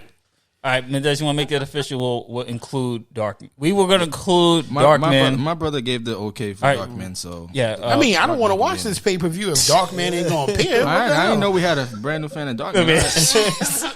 I mean, you're gonna learn. I mean, y'all just started with this mysterious character that came out of nowhere with the weird look, and now y'all like, no, we got to get rid of him. What he do to get banned? I can attest, like they be going hard because like one time they be going hard. One time, right? Justin came over to my friend Elon's house, right? And we all used to think we would make sick ass characters. I would make my own characters at home with Goku hair and fucking trench coats and everything. That's insulting to us. Yeah, so Justin came over. He looked at the character. He's like, "What the fuck is this? This is trash." And then from that point on, I started making real wrestlers. Everything looking real. I'm like, "Oh, I can't make these niggas with Goku hair anymore." Even to this day with WWE 2K games, if you playing with us and you creating them wrestlers, if you ain't on your A game, you gonna hear it. Yeah, you definitely gonna hear it. I can't believe, Justin, the bigotry that you go through. If the man wanted to make something with Goku hair, this is a free world, man. Don't I ain't trying to see that trash. No, we ain't trying to see that. Like unless you making an anime character, then by all means. I mean, how y'all gonna have wrestling prejudice? The ring is sacred, damn it. Exactly. Take it serious. But Jarrell, what's your choice? Well, I get the easy one because I got a couple of choice words for the worst. but for the best one, for me, the best wrestling game of all time is WWE 2K14, because 2K14, it allowed you to create your own ring. You can create your own show. You can do that in Attitude too. You can create your own championship. You can create your own finisher. Like you could create your own character, but it was also the game that allowed you could upload your own theme music. Yeah, music. Yes. Yeah, that was a great thing. And I think that was the best thing I ever I swear I missed that shit. Yeah. I'm like, we're moving forward. From now on, we're going to have this. Well, thanks to YouTube copyright, they ain't gonna do that no more. Out here hate. The worst shit. I can make a list of the worst. Like anything that came out, right out the gate, and probably only Sean will remember this. Remember the video game Pro Wrestling with Starman? Yes. Like that shit was bad. WrestleMania. It was a game that we used to play. It was called for regular Nintendo. Y'all can't see on Zoom, but no. Jason. Oh, yeah. He just Jason. He just put the first video game we ever played in our lives on a list. You can show him in the camera. Yeah, I mean, he knows. Y'all know. Y'all know. Oh. Yeah. I'm so sorry. Jason, you know. Yeah, that shit was This trash. is our first video game. Our first video game ever was WrestleMania. Yeah. Because our dad got us into wrestling. Mm-hmm. So it was WrestleMania, Super Mario, and Duck Hunt was our first 3 games. And me and Jason used to play WrestleMania all the time. Yeah. I mean, I played it recently for a virtual game look back, and it does not hold up. It's completely we terrible. played it back then because that's all we had. But I was like, nowadays it's just like. I'm so glad none of y'all put WWF in your house in the worst list. I love that game. No, in your house is a classic. Was he Classic with the cheat mode. Yeah. Fake Mortal Kombat. Yeah, pretty much. But see now I got the best of all time, I got the worst of all time, but I actually have a 50-50. The one game that is both the best and worst of all time is WrestleFest. Because WrestleFest was the greatest game of all time, but it was also really bad.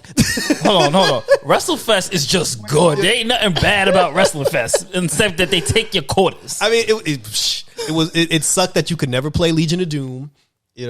the Royal Rumble thing. It was like everything where you can That only was have a six. revolutionary Royal Rumble. Yeah. It was the first time you ever had a Royal Rumble. I mean, minus the fact that you got to pin them, but I mean, we loved the commentator. He used to be like, Jake, DDT, Yeah. Mr. Perfect, Plaque. You know, we like that, but the game actually wasn't really that good. I mean, like we loved it. I still love it to this day, but the game's not that good. I mean, if we're going to do a couple of honorable mentions, Jason, you know, we got to shout out Royal Rumble for the Sega Genesis. That's my first wrestling game. I love that game. You can actually use a steel chair in that game. That game is a classic. Also, we could shout out Monday Nitro for Sega Genesis as well. There was no Monday Nitro. It was Monday Night Raw. Yeah, I had Monday Night Raw for Super Nintendo. Oh, the thing was that Super Nintendo had the better characters. Like I told you, like we was discussing last week. We had is Doink, Mr. Perfect, they had Razor Ramon. like everybody had we still had Hogan and Savage, Jarrell out there playing with Mr. Perfect and Yokozuna. Yeah, we had Yokozuna. No, my thing is, I want to know which Doink did they put in, because the only whoopee cushion Doink. the only Doink I liked was the dark Doink. Like Yeah. when Doink We had used to Happy come Doink. out and the music used to change. And used to Now just you be had like, we had whoopee cushion. Yeah, I was Doink. gonna say he used to do the 1, 2, 3 kid. 1, 2, 3 kid. He Yeah. was- Justin, you used to play with Lex Luger with the one in form arm and Yep. throwing out the Oh. spamming the forum. Shout out to Lex Luger. So I mean, like one of the most. I would say Luger was probably my most played wrestler. Why? I don't know. Because Justin one day was hoping to put somebody in the rack. You know what I'm saying? Like, We had Tatanka in our game. I mean, this wasn't on the top. I just got to touch on this real quick. I mean, I think all of us have done a little backyard wrestling with siblings, and I just want to bring up my final match with Mendez as the special guest referee against Jason in the. Oh damn! that's Jarrell's showing his scars. yeah, I was there for those, because it used to be me and Terrence versus Jarrell and Evan. Like, y'all want to wonder how that happened, how that turned out. Speaking of backyard wrestling, did any one of you guys actually play the games? No. I never played the game. No. Those games are trash too. Yeah, I mean, me and Jason I think Jason almost broke my neck. What was it? 3 times? Razor's Edge, Tombstone, Damn. How and you damn near break somebody's neck on Razor's Edge? What the fuck was he doing to you? the Razor's Edge. He boxed it and he threw me on top of my neck. Damn. All you hear is my neck literally go. But he's like, "Oh my god!" He was like, "Yeah, I'm hurt, but I'm all right." And he broke my friend's arm. Like Jason's like the worst. I never knew that. Oh yeah, he broke Bernard's arm. Like I forgot what. Damn, that's like, almost as bad as the botch AJ Styles fucking Styles Class? Yeah, Yeah. Styles Class. That wasn't his. Jason's like the worst seller you will ever see. Like, put this dude in the sharpshooter, and it's the most. Mendez will tell you, it's the most hilarious. It is. And Jason calls spots mad loud. Yep. Like, yo, you gotta get up. You gotta get up. You gotta get up. He's like the worst wrestler. I'm so glad we all okay because we used to do some dumb shit. Yeah. I mean, we had something called the stool match, which was basically because my mom had these bar stools. Remember the stool match, Jason? Yeah. But see, that was the imitation of the ladder match. So we would take the fake WWF Belt that we had, hang it up on the ceiling, hang it up on the fan. Yeah, on the fan. And then we had to go all the way to the kitchen. Was yours made out of cardboard? No, the fan or the belt. It was like it's the toy, the actual toy one. No, mine was yeah. cardboard. Oh, yeah. I used to make them in school. And then we hang the belt on the actual fan. Had to go. The stool was in the kitchen, so you had to start in my mom's room. But then we battle it out all the way. Go to the kitchen. Got to get the stool. So I remember I got the stool. I'm about to get the belt. This dude does not throw. He literally pushes me off the stool, but the wrong way. Oh. Instead of me going towards the bed, I go to my mom's dresser. Boom. Hit my ribs. Scratch the dresser. I ain't worried about my ribs. Yeah. I'm worried that we messed up her dresser. She about to come home. She gonna see it. You like getting that ass. This dude is the worst wrestler. Oh yeah, okay, that one too. So what you're trying to say is Jason is the Ahmed Johnson. Yes, Jason is Jason's like the worst wrestler. Like the last match that we had was the most hilarious because Mendez was like, this was our final match ever. Mendez is the special guest referee, and Jason's, of course, botching it as always, and of course making these funny faces. Yeah, over here squirming as they're trying to do the sharpshooter. This dude moving like a fish. So this Mendez is getting tired of this. So next thing you know, he picks up Jason, puts him in the F5, And Mendez literally gives Jason that spot. All you hear is Jason screaming at the top of his lungs as he's in the air, Mendez! That's a lie. I wasn't even playing. But we had some good spots. We had like the iron board spot. Jason set up the iron board, and then he literally Irish whipped me mad hard to the iron board. I mean, listen. We will go in, man. At least you didn't get it like JP. Like, Jarrell got it bad, but June broke JP's arm when he was like 11. Damn. Like, slammed him, and the thing was, JP's arm wasn't fully tucked behind. It was like this. And then he was young, and he like, because he was so young, I think he was like 11, he didn't break it. He crinkle broke it. And JP sat there for like, he goes, my arm hurts. He goes, you'll be all right. My arm hurts. For like 2 or 3 days, he goes, my arm hurts. They finally take him to the hospital. He goes, because he was calm about it. He was like, my arm really hurts. They go, yeah, you know this is broken, right? And Oh, like, my goodness. And I'm just like, yeah, this is why you don't wrestle with your children. Please And don't try this at home. And Mendez, I know you have some Ryan stories because we used to powerbomb this dude God. every day. Mendez's little younger brother. Yeah. Justin, you wrestle over there on the other side of Waycrest. Oh yeah, because on Ivan's side on 2031, because we used to use the gate as a steel cage. Yeah. Back when they had the gates. Holy shit. and use the basement as the boiler brawl match. Yeah, crazy. Yo, we would go in, right, Jason? Yeah, we were wild. I mean, Keenan, do you have any backyard wrestling? No, I actually got a question for everybody. Yeah. Does anyone have? Because I'm actually thinking about getting one, but it's mad expensive, and I don't know if I should waste money like this. But does anyone have the real like replica belts that are like $400? And if you do, which one do you have? Yeah, my friend Andre has. Which one would you get? Oh, which one I would get? I would get the IC title because that's my They favorite feel belt. good, by the way. There's some good replica belts. But my favorite title of all time, the one I would get, would be the Undisputed Era belt from the Ruthless Aggression. I think that's the best looking belt that I've seen as far as WWE is concerned. Because it's a mixture of the eagle, and just like the eagle, a little bit of the eagle influence, but they put like a minor spin to it without the actual eagle on there, which I did like. It just looked more pristine. But I would recommend, for me, my favorite title is the Intercontinental. So I would definitely the original, the white one. Yeah, okay. I would definitely go with that one. Actually, What about the WCW one? Think with about that the big gold, Oh, the world title, the WCW world title. big gold belt. that WCW. Yeah, I'm thinking about actually ordering that. The WCW title was official. Yeah, I agree. Yeah, the belts are good quality. They got it on sale right now. They're good quality. But speaking of favorite belts, I want to say I like Daniel Bryan's hemp belt. Oh, that was a great belt. Oh, that was sick. The hemp belt. You know what's crazy? Like, the only belt I would get, only because Ian, one of my closest friends, we used to love Edge and Christian when they used to do the 5-second pose. I actually bought the cheap little tag team belt. So if I was going to get any belts, I would probably get the tag team belt and send him one, because that's how we used to sit down. We used to be like, yo, we're going to run around. We used to love the APA, and we used to run around like tag team champs. But the funny thing is, even though those belts are expensive, there are belt replica companies where you can make your own belt. It's $100. That's true. We need to one day have a belt for the show. See, I own the Brahma Bull belt, Oh, nice. but it's not the big one, because they used to make big ones and they used to make small ones.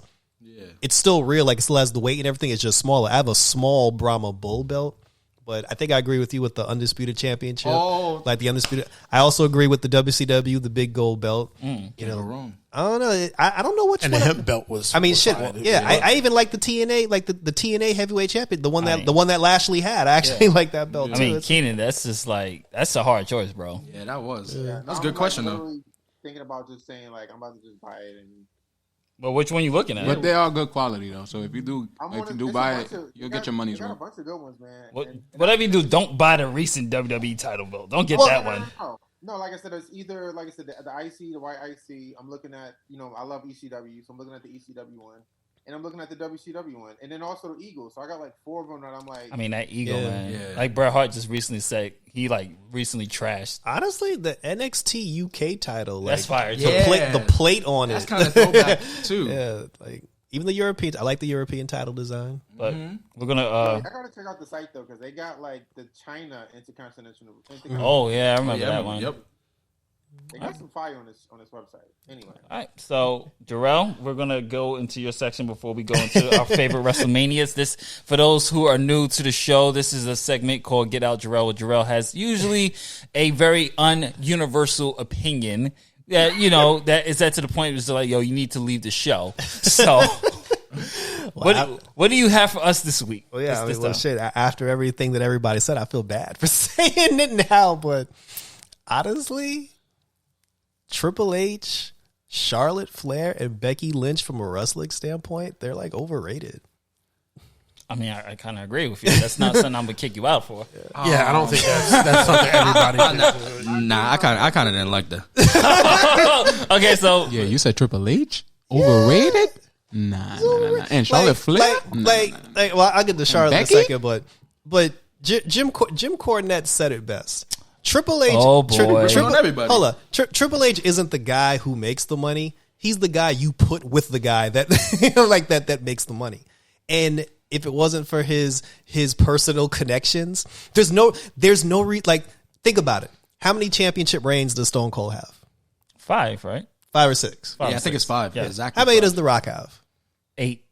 Is it 8? Yeah, man, because No, the he Rock came back. has more than that. Rock No, has close to 10. It's like 7 or 8. It's 8 because he came back. How Yeah, you're right. many championship reigns does The Undertaker have? 4 or 5. I mean, are you counting world title? Yeah. Okay, Yeah, so world title. the, I think he got 4. 4 or 5. Yeah, I think it's 4 No, or he's 5. he's definitely 5-time champion. 5. Okay. How many championship reigns does 14. does Triple H have? 14. Does or no one 15. have does 15. no one have a problem with that? But John Cena also, he I mean, has 15. I thought John Cena was an obvious thumbs down. I'm sorry. Yeah, you're right. Like nobody would argue John Cena, but You know what? But here's the thing. Why, Just gotta bring in this. why I Cena. don't think he's overrated, because Triple H's selling is so great. His selling. selling what? Huh? He won all of his matches. He beat Goldberg. That's he what beat, I- that- he beat, oh, Book- you talking he about beat, when- that he beat era- Booker that- T at WrestleMania. Which That was great. I We will remember- never speak of that publicly. I remember as a little kid, like, I'm watching, and then mean- and he was a fiend for the belt. The man said, "This belt is my religion." I That- never heard nobody say Okay, that but before. see, I understand that. And he did whatever it took to win that title. And then, No, but he didn't. He did do whatever it took. He begged Stephanie every night. He went to Vince's office. It's like he didn't. I mean, he Triple did, H didn't do right by the business. He did politic his way. Yeah, he didn't. But that's just the nature of the business. Which is why it's crazy to me why I love NXT so much, because the guy that's running NXT is not the guy who wrestled. because of that mindset. Because Yeah, the guy who's running NXT is actually giving people opportunity. He's making new stars. He's putting people over. But That's why I don't think he's overrated. But the here's the thing. wrestler, I'm talking about the wrestler. The wrestler, he didn't put anybody over. He didn't Yeah. build new stars. He didn't want people to get I'm gonna be honest. he made Evolution. Even though for himself. to protect his championship. run. I'll be honest. It's an unpopular opinion, but Jarrell is kind of right. Until Triple H really kind of stepped down, he only took care of the clique. Yeah. And everybody in that clique. And there are a lot of stars that I'm pretty sure if you go through wrestling on the serious level and talk to a lot of wrestlers, I'm pretty sure they're going to be like, it's a big fuck Triple H. Because there's a lot of people who didn't get their shine because he just kept passing the belt to his friends. I don't know. I haven't seen a horrible Triple H match before, so. Now that Eugene? you're talking about Okay. Eugene, I think that match wasn't bad. That match wasn't bad. I mean, But, see, like, but was it good because of Triple H, or was it good because of the other person? It takes it takes both. two to yeah. That's what I was about to say. I was going to get someone who's actually been in the squared circle to Yeah. get your perspective on that. One or another can't look good without the other one selling good. See, but then there are guys like Bret Hart and Mr. Perfect, where people literally say, and Kurt Angle, where people literally say, those guys could have a wrestling match with a broom. Yeah, I You'd literally still be seen entertained. Kota Ibushi wrestle a blow up doll, and it was And Kenny Omega wrestled a 10-year-old. I mean, that's a little shameful. I wouldn't say overrated I would say Triple H. He should not have 14 championship reigns. But I mean, for you gotta look at it. If we're talking in-ring work, I would probably say maybe in certain places, but he's not. He's an old school. Like, you gotta remember who he trained under. So he's a very old school, solid in that ring. From a character standpoint, Helmsley. Yeah, I mean, from a garbage gimmick. Yeah, but then he made it cool. But maybe then Triple H, thanks to Shawn Michaels. But you gotta look at it from a character standpoint. Like, I get him not putting everybody over, but that was the character as well. That was the way the industry was at that moment. I mean, and I base a lot of me putting myself over a lot thanks to Triple H. So Triple H is He selling taught you how to take care of yourself. exactly. So I mean, I learned from a lot from Triple H. Also, I don't think there's nothing wrong with like it's like everybody else. Like if you get a job and your boy doesn't have a job, you want to bring your friends in first, no? Yeah, of course. So if he's looking out for his friends first, especially at that time, I have no problem with that. And people have time to change. Look what he's doing now. Well, yeah, well, that's what I'm talking about. That's what I'm talking about back when he was wrestling. Yeah. Yeah, no, I don't mind you bringing your friends in, but you have a lot of wrestlers that went other places and made themselves absolute stars. I mean, that you could have seen in the WWE because Triple H really was just like, I'm not going to. I will say this before I pass it to Jason. I will say he dropped the ball, and I agree with you on this part. WrestleMania 31, he should not beat Sting.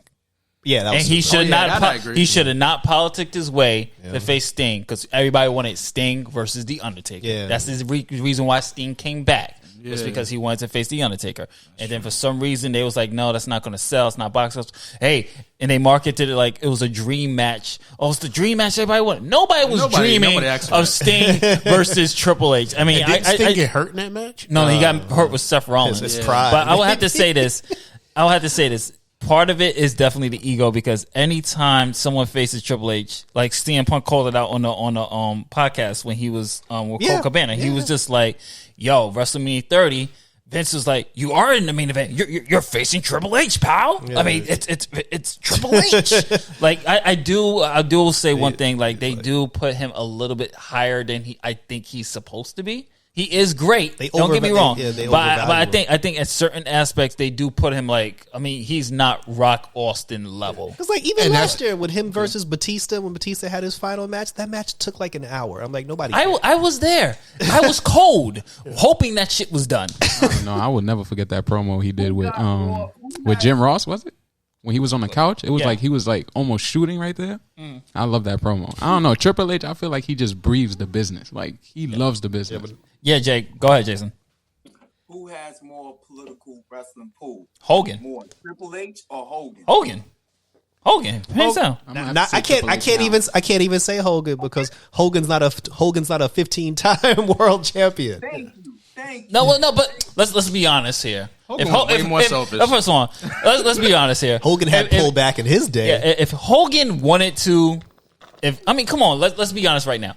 Hogan just hosted WrestleMania, okay? But hosting WrestleMania compared to everything he just did. Yeah, no, hosting WrestleMania, yeah, exactly. Compared to, and this brings it back to something I said before. It took The Rock damn near a year and a half to get the belt because every time it looked like he was going to get close, every time here comes Triple H at the last minute, change his mind. I'm not turning the belt over. WrestleMania 2000. Not to mention, Rock did just come out and he ain't mentioned names, but Rock did recently confirm. I forgot who called them out. That the Click was trying to stop The Rock's career. So the Click is Triple H too. So Jarrell do got some points here. But The Rock taking his time to get the belt doesn't that make it better when he actually got it? There was a point where it was good build up, like the weeks coming into like let's say 2 missed pay-per-views. The Rock comes up just short. That's fine because then you could just like with Mick Foley, you can kind of see him finally getting. Mick Foley won it on a Monday Night Raw, and it went crazy. And it's probably one of the best Raws they had out there. So turn the tides. Yeah. Right. But then you had Rock at like WrestleMania where you expected like the big him winning it and kind of like when Kofi won the belt out there. There's no payoff with Triple H is what you're saying. When he got to it, he loses it at WrestleMania.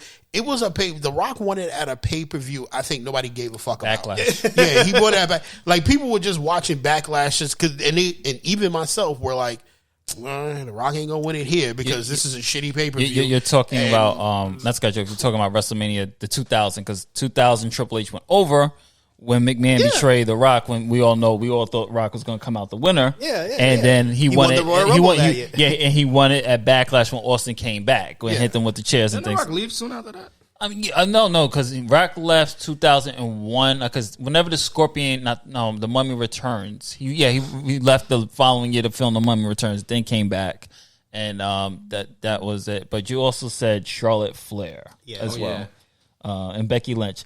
Becky, I would before you He has to explain himself. Becky, you have to explain. I mean, because I I kind think of feel that Becky is not doing anything. I think to look Becky. over- I don't think Becky's over. I think Becky is finally reaching her potential. That's just me. I don't know. Yeah, you got to explain yourself You gotta- because you- I don't think that you can't say nothing about Charlotte Flair's in ring work. Like her wrestling is crazy. Unless you're being like Politics is different. Yeah, unless you're being like the angry smark that like, oh my gosh, she's not putting my she's already 14-time women's champion. They're just doing this because of her last name. I mean, but that's true though. Like that's actually. I mean, all right, I'm gonna agree with him. He's not wrong. like If that's true, like- but you got to differentiate. yeah, like from the moment she stepped foot in NXT, her daddy was with her. And That's true. Like they literally said, like there was no doubt in anyone's mind that when this chick walked into the door, because her dad was a 16-time champion, we were just counting down the days until she reached that number. She won the NXT title. She was the last Divas champion, and they put her in situations with Sasha Banks where like every time she lost the title, she got it right back like the next day. That's true. And That I didn't like. the triple threat match they had at Mania.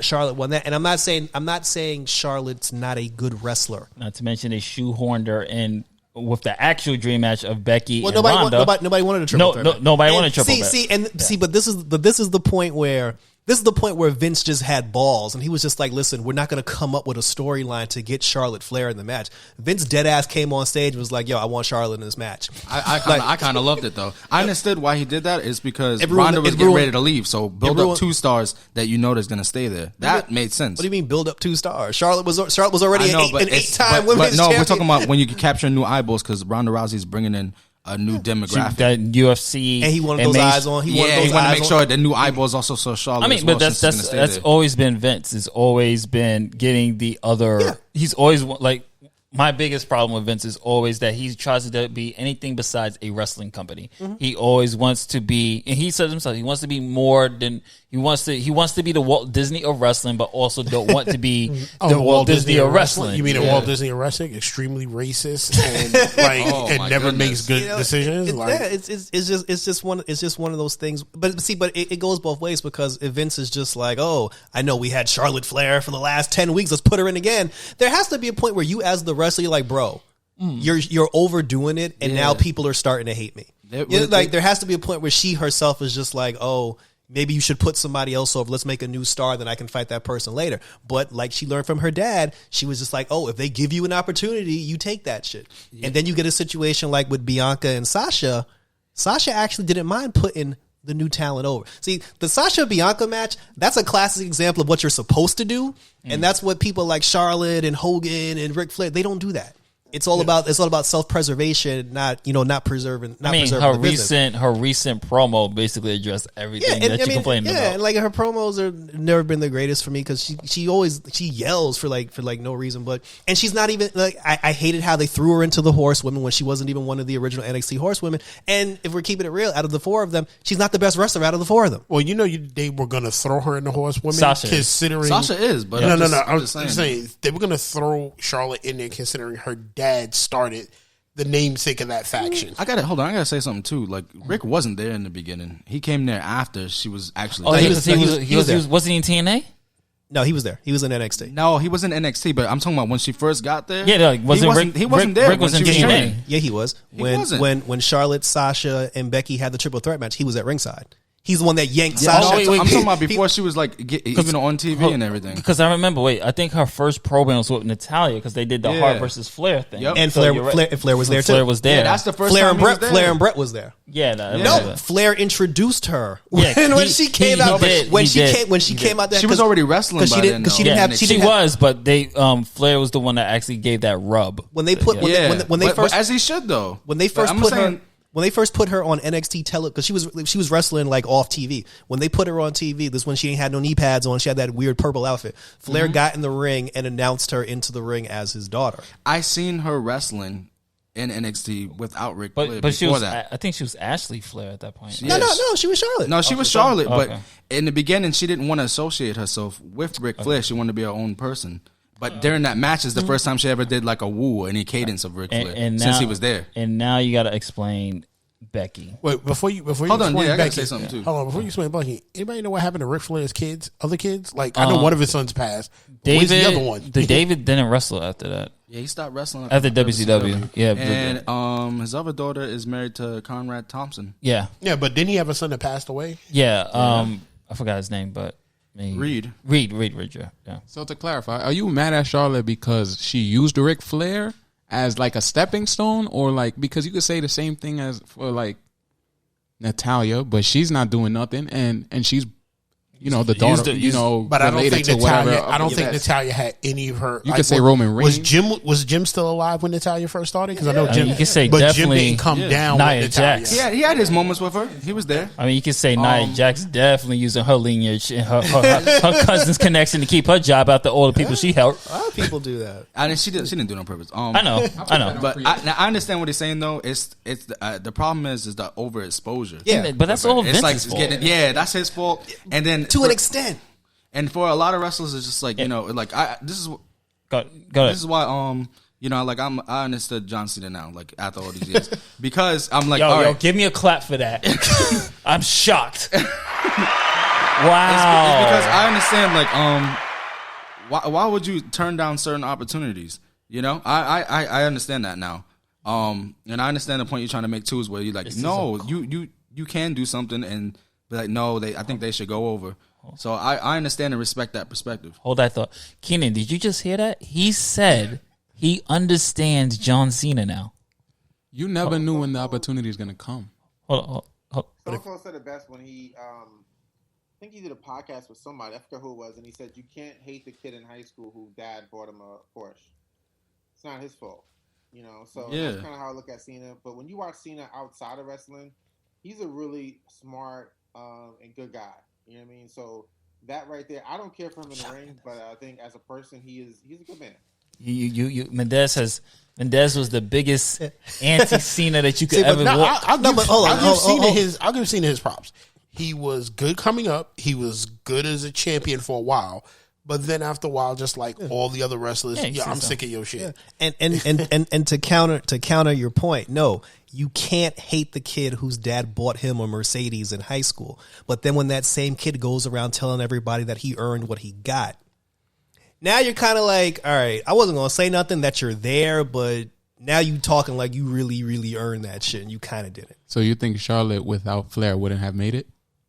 She would have made it. She just wouldn't wouldn't be as big. What's she up to now? What is she up to? 13 now? No, she's on 14. She's about to be on 15. She said on Raw she's a 14-time women's champion. I didn't even realize she had that much range. She hasn't even wrestled for 14 years. Yeah, but I think her skill just speaks for itself. I mean, I don't know. There's no denying the woman's talent. But if that's the case, there are a whole bunch of other women who are better than her. She should have never went over Rhea Ripley. But the thing is, now, she's not better than Sasha. It's like the people listening that are wrestling fans. It's kind of coming off as a smart, like the smart, like my favorite wrestler doesn't get put over, but Charlotte's always there. She's always in the title. But that's not what I said. No. I'm just saying. No, I'm just saying. There is two sides because she does have the strength. She has an advantage because Rick is a dad. And there's no denying. I partially agree with him when it comes to Charlotte. It's just like if you compared other matches, you compare her to Sasha. Sasha's in a league of her own. I would even argue that Bayley's better than Charlotte. That's just me. I would say that too. I would say I wouldn't say that. I think Bayley character wise now is better than Charlotte. Character wise, character is good. I would even say wrestling wise, Bayley got her NXT Bayley is a beast. I'm not gonna lie though, like as far as what I'm hearing, Charlotte's doing her job. This man is upset. She's doing a good job as a heel than me. What? See, but there are a lot of times where she was a face too. And she's not a good face, and Vince tried to shoehorn the face thing into everybody's face. I mean, but I thought WrestleMania was better without her in it. But because in the same thing with Cena, it gets to a point now where when certain people come out, once their music hits, it's like, okay, well they're gonna win, so let me go get a sandwich real quick. I mean, but well said. Yeah, there's no intrigue anymore. There's no I don't know how this is. Once Charlotte's music hits, I'm like, well, I see where this is going. And that's the beauty of AEW. Yeah, but you know she can Right, always Keenan? turn the lead Thank you. because like That's the beauty of AEW. Unpredictable. you speaking of shoehorn, I remember a time where everyone hated Roman Reigns, and look at him now. Yeah. But I don't. But see, but people And he hate- was but shoehorned people- everywhere. See, but people hate Roman. People he was shoehorned after the fact because Okay. Vince is a moron. But people hate Roman Reigns not because he was being shoehorned at the time. They hated Roman Reigns because he wasn't Daniel Bryan winning the Royal Rumble. But Facts, and I also agree true. with that. But Later Deeper on- than that, trust me. But to be on the topic of shoehorn, because let's be honest, anyone who's the top person is going to be shoehorned. Austin was shoehorned. Rock was shoehorned. They just wasn't. It wasn't obvious. True. Not for nothing. Two people who Deserved it. Oh no, this ain't what they deserve because it. they were wrestling But to make their title The reign difference look good. between the eras is that it wasn't obvious. Too, we didn't really have internet access, so we didn't know backstage politics. We didn't have that information we have now. But I think they were shoehorned. Like, for example, Because they were Roman wanted to be heel for a long time. Yes. But he was shoehorned as a face, right? Yeah. So everyone that was shoehorned that you're talking about back then, they were shoehorned to to what they wanted to be. Stone Cold was shoehorned as a heel. Rock was shoehorned as Actually, a face. Stone Cold more of an anti-hero. Yeah. 'cause Yeah. he was a heel. You know what I mean, though. Yeah. And even then, But you're right. like Austin and The Rock's title runs didn't last like 2 years. Yes, true. Like, But they didn't get the belt every other Thursday. but since I don't want the top to keep Yeah. running forever, you gotta explain Becky Oh, See, the thing with Becky is like, because I don't understand that one. and this is weird. The whole universe. Becky is the star that she is now, not because she's a great wrestler, not because she's a great promo. It's because she's anti-Charlotte. She became popular because when Charlotte beat her for the title at SummerSlam, and everybody wanted Becky to win that belt, and then Becky got mad and started whooping Charlotte with that chair. But- everybody like Just pause right She there. became the female Stone Cold. She became the anti-hero. Before you finish. But that just kind of solidified Charlotte's promo on Monday. What you just said. That Becky was anti-Charlotte, but without Charlotte, that means Becky wouldn't get that Charlotte created the opportunity. Yeah, she created the opportunity and made a bigger star to somebody. But not for the reason because Charlotte's like, oh, because I'm the greatest wrestler, everybody wants to be me. That's why I'm the person. It's like, no, we don't want to see you anymore. It's like we'll cheer for anybody that fights you because we're tired of looking at you. I mean, the Cena effect. Not because it's not because your in ring work leaves us breathless. It's just we're just tired of looking at you because we know whenever you're in the ring, there's a 99% chance that you're going to win the damn match. Yeah, You know, I can and- agree with that because the same thing with Cena. I think at the time when people really started booing Cena was uncalled for. Once he started facing Triple H. I think that was uncalled for. And the same thing with Roman Reigns. Roman Reigns got that the was uncalled shit end of the stick because everybody was, which I can agree with Gerald's point, when you start shoehorning people into stuff, and Daniel Bryan's popularity should have died down, and that was because Vince kept throwing everybody in by him. Roman Reigns went out there, did his job, he was getting his cheers. Daniel Bryan, which I can understand if Roman threw Bryan out, it wasn't. Bryan got thrown out. It was like number 13. He got thrown out. By Bray Wyatt. Yeah. He gets thrown out, and then for the rest of the match, once he gets thrown out, it didn't matter who was going to win that Royal Rumble. They were going to get booed. Yeah, because they that's booed what Rey Mysterio at number 3. But That's the problem with your little new marks. yeah, but Mendez, you wanted to say something before we Nah, I just wasn't gonna. I was just gonna ask. As far as Becky's character and promo, you don't like him? See, I'm fine with her character now. Yeah. I mean, the birth of her character, is like sketch, but I'm fine with her character. But her in ring work, it's just not the best to me. Because people that big her up, it's like if they just talk about her promo, I'm not gonna say nothing. But if you're like, oh, she's one of the greatest wrestlers, I'm like, because that leg drop off the top rope, she gets no height. It's flat as hell. She's kind of slow. She's very like clunky. She's not as smooth. She's more like brawler type now. Yeah. Who's less smooth, her or Nia Jax? Stop it. really? You gonna ask that question really? I mean, from a wrestling, And they've been working with Nia for a while, and the only reason Nia is still sitting on the top right now is because of her hole. That's hilarious. I mean, I feel like you can't dislike a wrestler because if her in ring work is not that good, but her promos is great, it's working. I feel like every wrestler is good at going to be the best at something. They're not going to be good at everything. But are we watching professional wrestlers or are we watching professional promos? Well, technically, it's sports, It's both because it's entertainment. It's everything. You have to be good at everything. It's sports, entertainment. But very few people are good at both. And those merch sales say something Let's not else. forget that. But let me just before we head in, let me just get the two opinions. Jason and Keenan, your thoughts on this unpopular opinion? I know Jason, you're not really up on the Becky Lynch, but your thoughts on the Triple H claims. Wait, one more time. Say the wrestlers again. It was Triple H, Charlotte, and Becky. Jason, and I like Becky, but right. You ain't the man. But yeah, I agree with him when it comes to Triple H. I mean, the politics behind that is ridiculous. Rumble, we was watching SmackDown back in the days, and we like, oh my god, this dude's champion for like 2 years. So yeah. I'm sorry, he ain't my top 5. Keenan. I disagree with all three, but obviously that's the whole point of it being unpopular opinion. Yeah. This is true. I think we all could go around and probably name 3 wrestlers that we think are trash, and others would be like, "What?" So Luger. That's okay. All right. First of all, wait. We can't say that. Speaking of shoehorn. Hold on. Hello. Hey. All right, no. Let me defend my boy. I'm gonna let you defend. I'm gonna let you defend him. But man. I just did that. I agree with Keenan to a point. But come on, let's be honest. There are wrestlers we're gonna say is trash. Just like I said, Nia Jax could be big, but is Nia Jax a good wrestler? He didn't pick Nia Jax. No. I would see your point of there are wrestlers we don't like, but they're kind of good. But Nia Jax is, for her size, she moves. Yeah, is she a good wrestler? That's true. I mean, Do I think Nia Jax is a good wrestler? She can get better, though.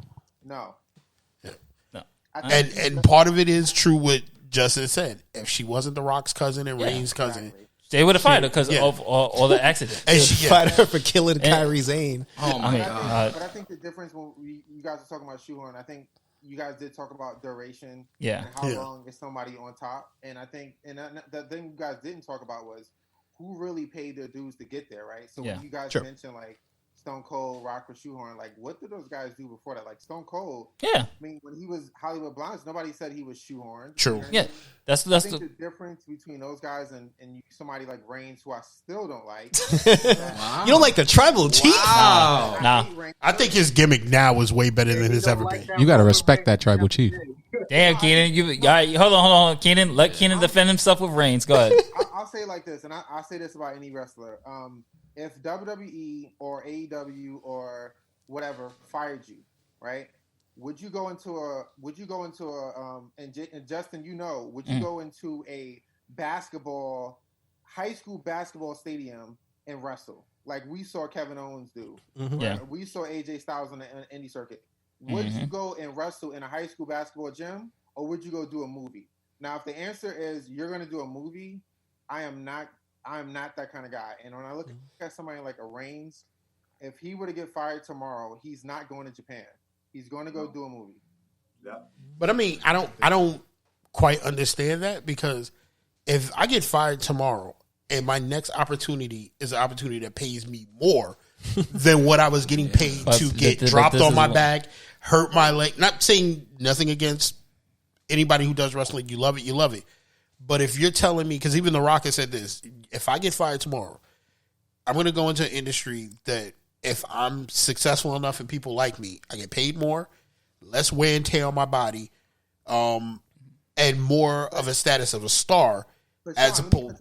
No, I get what you're saying. I'm not saying money doesn't matter, but I'm saying I like the wrestlers who bust their ass, who love the business, who bleed the business, who live the business, and when they get the championship, it's because they put in all kind of work. Like, for instance, Triple H, right? You could say, oh, Triple H, but Triple H, what happened when Shawn Michaels, when the whole clique situation happened and everybody, when they broke up? He took the ball. Michaels said it best. He said, I had to learn how to eat shit and like it. Mm-hmm. And that's something that a lot of these privileged wrestlers don't know nothing about. They only know, I look good, I got a six-pack, Vince is going to push me. I like wrestlers who pay their dues, and when they get to the top, maybe they get pushed too much, maybe they win too much, but they pay the dues. When I look at like Mendez, I love what Mendez is doing, right? Not to get into his personal business. He can speak on it.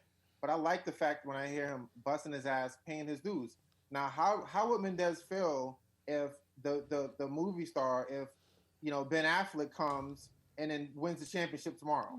It's like, what about all his work that he put in? So I like real wrestlers, instead of part-timers who have six packs and are celebrity wrestlers. Yeah, but okay, to say Roman Reigns never paid his dues for almost a year and a half, Roman Reigns got booed. People hated his matches. People wouldn't. He got booed because he kept winning. No, but not even because he kept winning, but he didn't like being like he took with grace getting blamed for the whole Daniel Bryan thing, even though none of that was his fault. Yeah, a lot of this he got booed a lot for all of it. Every time he had a match, people, even if he did win, Vince had to make him win because guess what? You're gonna get him booed, he loses, and all of a sudden he's a championship match. He went through a lot of shit just to get to where he is, and then changed his character to something now everybody loves. I will say this about Reigns, and it's the same situation that happened with Cena. And this is all Vince's fault. Let's be honest. Vince, to this day, is still looking for the next Hogan. Let's be honest. He's looking for that next person that's going to transcend the WWE outside of the wrestling world into more mainstream. That's why you constantly keep seeing celebrities like Bad Bunny. That's why he keeps bringing part-timers back all the time. But he's looking for a person that'll do that and stay. Because everyone that does that keeps leaving. And he's looking for instant success. He doesn't want to build up the characters from ground up. And not to mention... Oh, say it again, Jason. It all started with Hogan. I mean, everything. I mean, Hogan's been the most talked about person, but I want to address something real quick with Mendez real quick. Okay. What you got against this damn Lex Luger, man? Huh? Oh, I just knew it was going to trigger you, but now his in-ring skills trash. You don't like the torture rack? What else you got? Hold on. The WCW match with that pop when he beat Hogan. Luger wins the title. Memorable, classic. Both bad in-ring wrestlers. That can't be a classic. Yeah. One thing I will say about the entire Samoan lineage, as far as like paying dues are concerned, there has not been one Samoan wrestler, and I'm even counting Vanessa Bourne and Samoa Joe. They all tried something first. It didn't. All these Samoans have in their mind, like, oh, I'll play football. Oh, I'll be a model. Oh, if I get hurt, I'll just go to wrestling. Because they know that door is always open for them. Yeah. You're right. Every single one of them has said, every single Samoan who has had an interview has said, oh, I tried this before wrestling. This didn't work out. And I gave Vince a call. He was like, oh, you're Samoan. Come on down. But when they made it to the WWE, they put in work. Yeah, when they got there. Yeah. But that door for them was always like, Orton said on the Stone Cold podcast, he didn't even like wrestling. Hold on. Go ahead, Keenan. But let me just clarify what I said earlier. It wasn't really directed at any specific wrestler. Yeah. I think that there's a lot of people that applied. And I think when we look at what happened recently, with what was it, 8 people that got cut? Yeah. Something like that. Yeah. And then if you look at WrestlingInc.com, right, you saw that the article of 8 people getting cut, and then the article right below that was WWE is thinking about bringing Eva Marie back. Yeah. Oh, God. Why they bring that's shit. Back. They've been saying that, though. Yeah. Movies with Bruce Willis. Now she's a movie star. And what I'm saying is, if in 5 years from now, she has like 10 title reigns, I don't want to hear people go on the podcast saying how good of a wrestler she is. Yeah, because I agree with you with that completely. Because once again, Vince is going to bring her back because she went out and she made a star out of herself outside of the WWE. So she bring her back will bring people who are not wrestling fans. Like I said, it's all about being not a wrestling company. Yeah. This is why they're doing all these. It is, but this is why you got all these $1 billion deals. Exactly. You got to put yourself sometimes in Vince's shoes. Like if you had a chance to get somebody related to The Rock or just an unknown person, who are you really going to pick when it comes to the bottom line? You're gonna get somebody related to The Rock. Exactly. Because for marketing purposes, you're going to get The Rock. Let me just say this about The Rock, too, because I wouldn't say even The Rock's passion for wrestling is gone either. It's just that he wanted to challenge himself. So it depends on the perspective. Because when you reach the very top and you feel like you've done it all in that business. I mean, his tequila side. Yeah, and that's true. Challenge there's a point where The Rock said, I did everything I had to do with wrestling. Yeah. And people didn't, after the Scorpion King, which people trashed, like I didn't believe in him as a superstar. He decided to try to do things in film to at least say, like, I worked this hard in wrestling. I'm gonna work this hard in acting. Probably took acting classes, did everything he did, and took some roles that he probably was just like, I need to do this to practice on my acting. and now he's the actor he is today. Yeah, remember the movie when he was a fairy? I got one unpopular opinion before we get to the last topic, and this is going to shock my brother. I don't think The Rock's that great of an actor. I love the man to death, but I don't think he has that much range. You're right. It depends where they put him at. It depends on the role. I'm not gonna say he's not. I'm not gonna say he's an Oscar-winning actor yet because you don't know where it's coming. Yeah, I'm not gonna say that if you gave me a choice between him and Bruce Willis, which one I would be like, oh, okay, is the better actor. Bruce Willis has been doing this all his life. The Rock hasn't only been doing it for the last 20 years. Depends what Bruce Willis we getting. Yeah, no, but I mean Bruce Willis, you can pretty much kind of put him in anything. He's just straight DVDs now, so I ain't trying to take that Bruce Willis. You're gonna get a good thing.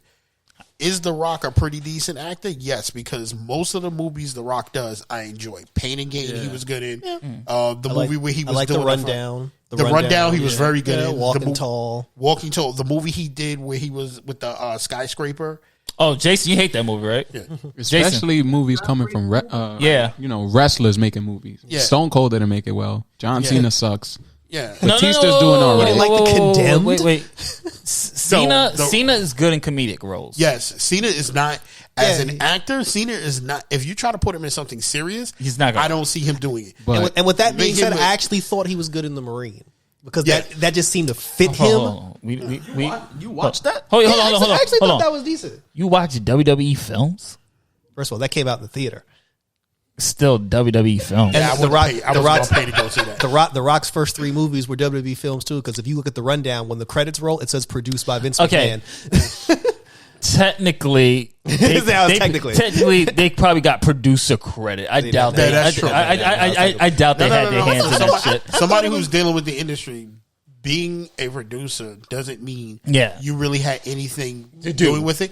You just gave money. Yeah. So, I like the Marine. The first Marine, because it just fit him. I think, but he is better with comedy. Yeah, Keenan, what's up? I was gonna say real quick. I don't mean to hijack it again, but I have a question for the room again. Who do you guys think the best wrestling actor is? I mean, obviously you look at like Piper, what he did originally. Triple H had a movie. This was the Chaperone, and he was in The Blade. The Blade 3. I mean, are we talking? Sasha was in The Mandalorian. Are we talking like you mean like really acting? And Batista, you might have to.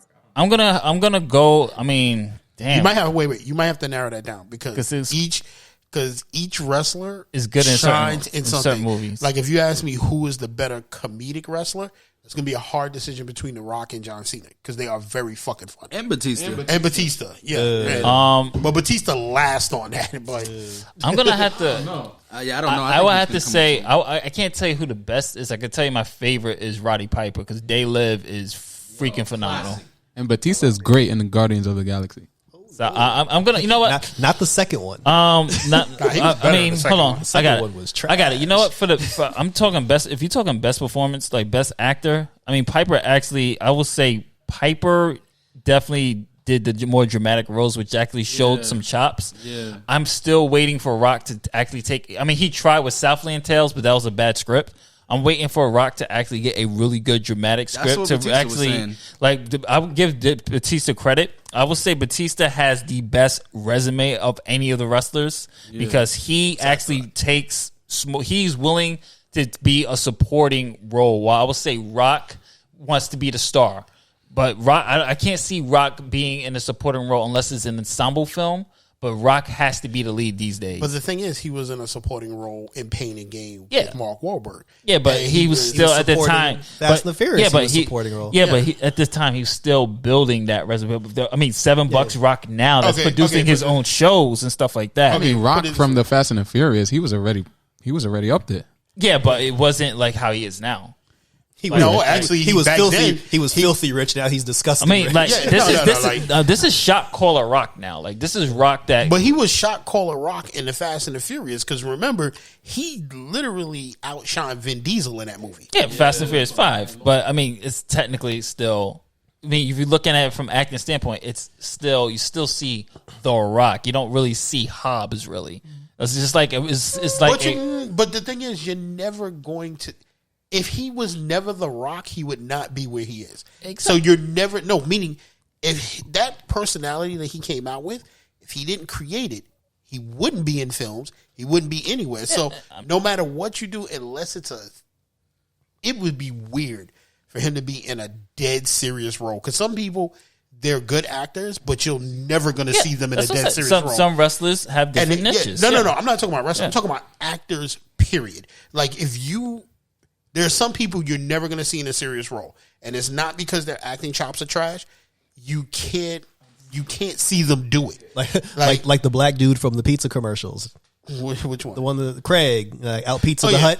Maybe like imagine him in a romantic like series. There's some people film. you can't, and there's some people who are great actors in every serious role you're gonna never see in a comedy because you're not gonna take them. You're not gonna be funny. I'm not sure right now if The Rock could ever do a serious role. I think right now, no, I can't see him in like an Academy Award winning role where he sat down and he just like the range of his drama was just like so touching that I held myself to it. He tried with Gridiron Gang, Southland Tales. I mean, I forgot the one when he was a cop. No, what was it? The when he was trying to rescue his son. Snitch. GTA? Oh. Snitch. Yeah. I mean, like I've seen all Rock's movies. I don't consider those drama filled. Like I can't see Rock playing just as something that's more of a serious drama. I can't see Rock in anything Francis Ford Coppola or but what's a recent Scorsese or something. But I can't see him in something that's such a deep role. That's why I'm giving Batista more credit. But I can't see Batista in that either. No, but Batista is actually taking Jermaine. Name a really good role he was serious in. He called out The Rock on it already. No. But name a really serious role Batista's been in that you're like, yo, damn, his acting chops were so good. I want to see him in another drama. I don't think that happened yet. I think he's taking supporting roles that have a little drama.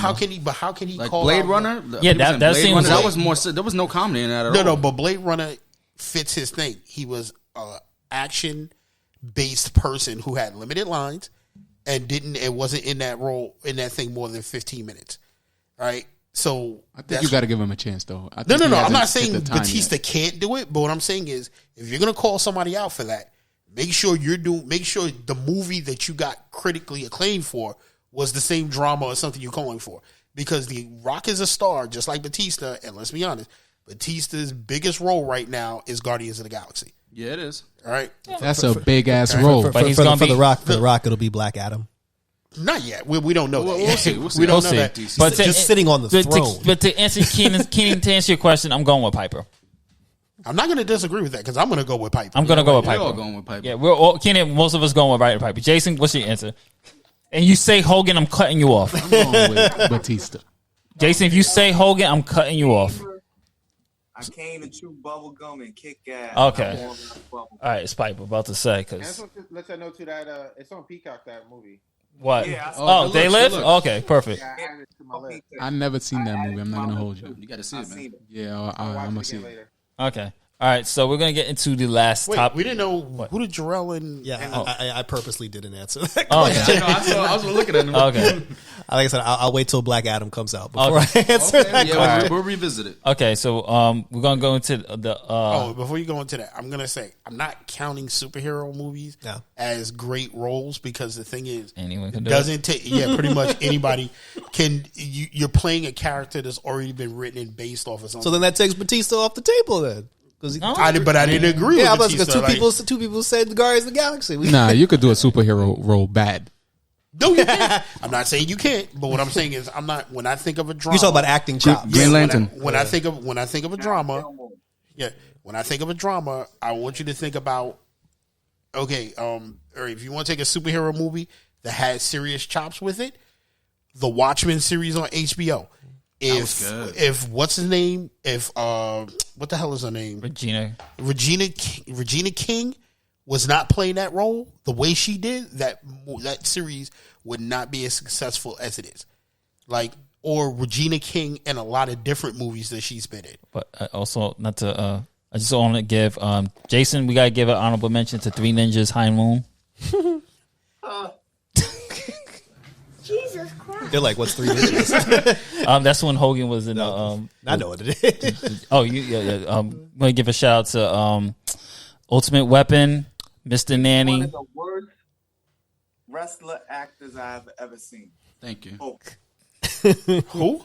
that Hogan. Thunder in Paradise show was Wasn't Big Show in the movie? Yo, You didn't like- hold on, Jason. Jason, we can't front. We can't front. I gotta call you out right now. We watched Thunder in Paradise after Nitro. Let's not front. We watched Thunder in Paradise. Yes, at that time, yes. But Yes. I'm saying, overall, Yeah. Hogan's acting is trash. It does not hold up, but let's be honest. We did watch it and we did enjoy it for what it was. Okay, we can't knock Thunder in I Paradise. love y'all both to death, but the fact that y'all openly admitted to watching Thunder in Paradise after, I cannot take any more of your opinions about wrestlers that act seriously. Because Remember when Sting was on Thunder in Paradise? We don't. Booyah! We try not to remember Thunder in Paradise, bro. first of all, Thunder in Paradise came on, and I immediately switched to anything, including cable access, not to watch that movie. When I heard the reggae and the theme song, I stuck around for a little Thunder bit. in Paradise. I stuck around for a little bit. What was that WCW movie called? Ready to Ready to Rumble. I like that movie. Oh, No lie, It's I enjoyable. have to agree with him. Ready to Rumble had its merits because it was enjoyable. funny. It was enjoyable. It was funny. It was meant to be over the top shit. Yes, Yeah, but, but yeah, Jason. I'm mad you had to bring up that Thunder in Paradise, but He exposed y'all. yeah, you exposed it. Jason out here talk trashing it, but then I gotta confirm that we watched it after Nitro. You notice even Keenan kept quiet. He was just like, "Yeah, y'all ain't gonna catch me in this one." Like, Nah, I didn't watch that. I'm good. But we're gonna get into the last topic of the day of the show. What is your favorite WrestleMania? So Finally. I mean, oh wait, we're not talking about WrestleMania. I mean, we running out of time, bro. So we're Oh, just shit. gonna talk about Damn our it, favorite man. our favorite WrestleMania. If you want to touch a little bit on it, you can when you do your choice of the recent WrestleMania. But Mendez, kick it off. What's your favorite? Okay, so I've been conflicted for a couple of days now because mine's is a toss up between WrestleMania 19 and 20. Oh God, Wow. Okay. Like out of all the WrestleManias, that was the main ones. Me and my brother kept watching over. I'll let you know his pick was 20. It was 21 actually, and then he was like or 19. So The amount of times this dude will just fast forward the tape, the cassette tape that you had for WrestleMania 20 to watch the Undertaker's return. This man didn't choose 20. I think he liked the new come up of Batista becoming the champion. Oh, okay. The first money in the bank ladder match. Okay. John Cena. That's the first time he won the title. That's back when we liked him. When I liked him. Word life. But I would probably have to go WrestleMania 20 because it was in the Garden. I got to see The last one. I got to see Kane and Undertaker for the last time fight each other at WrestleMania, and got to see the return of the Dead Man.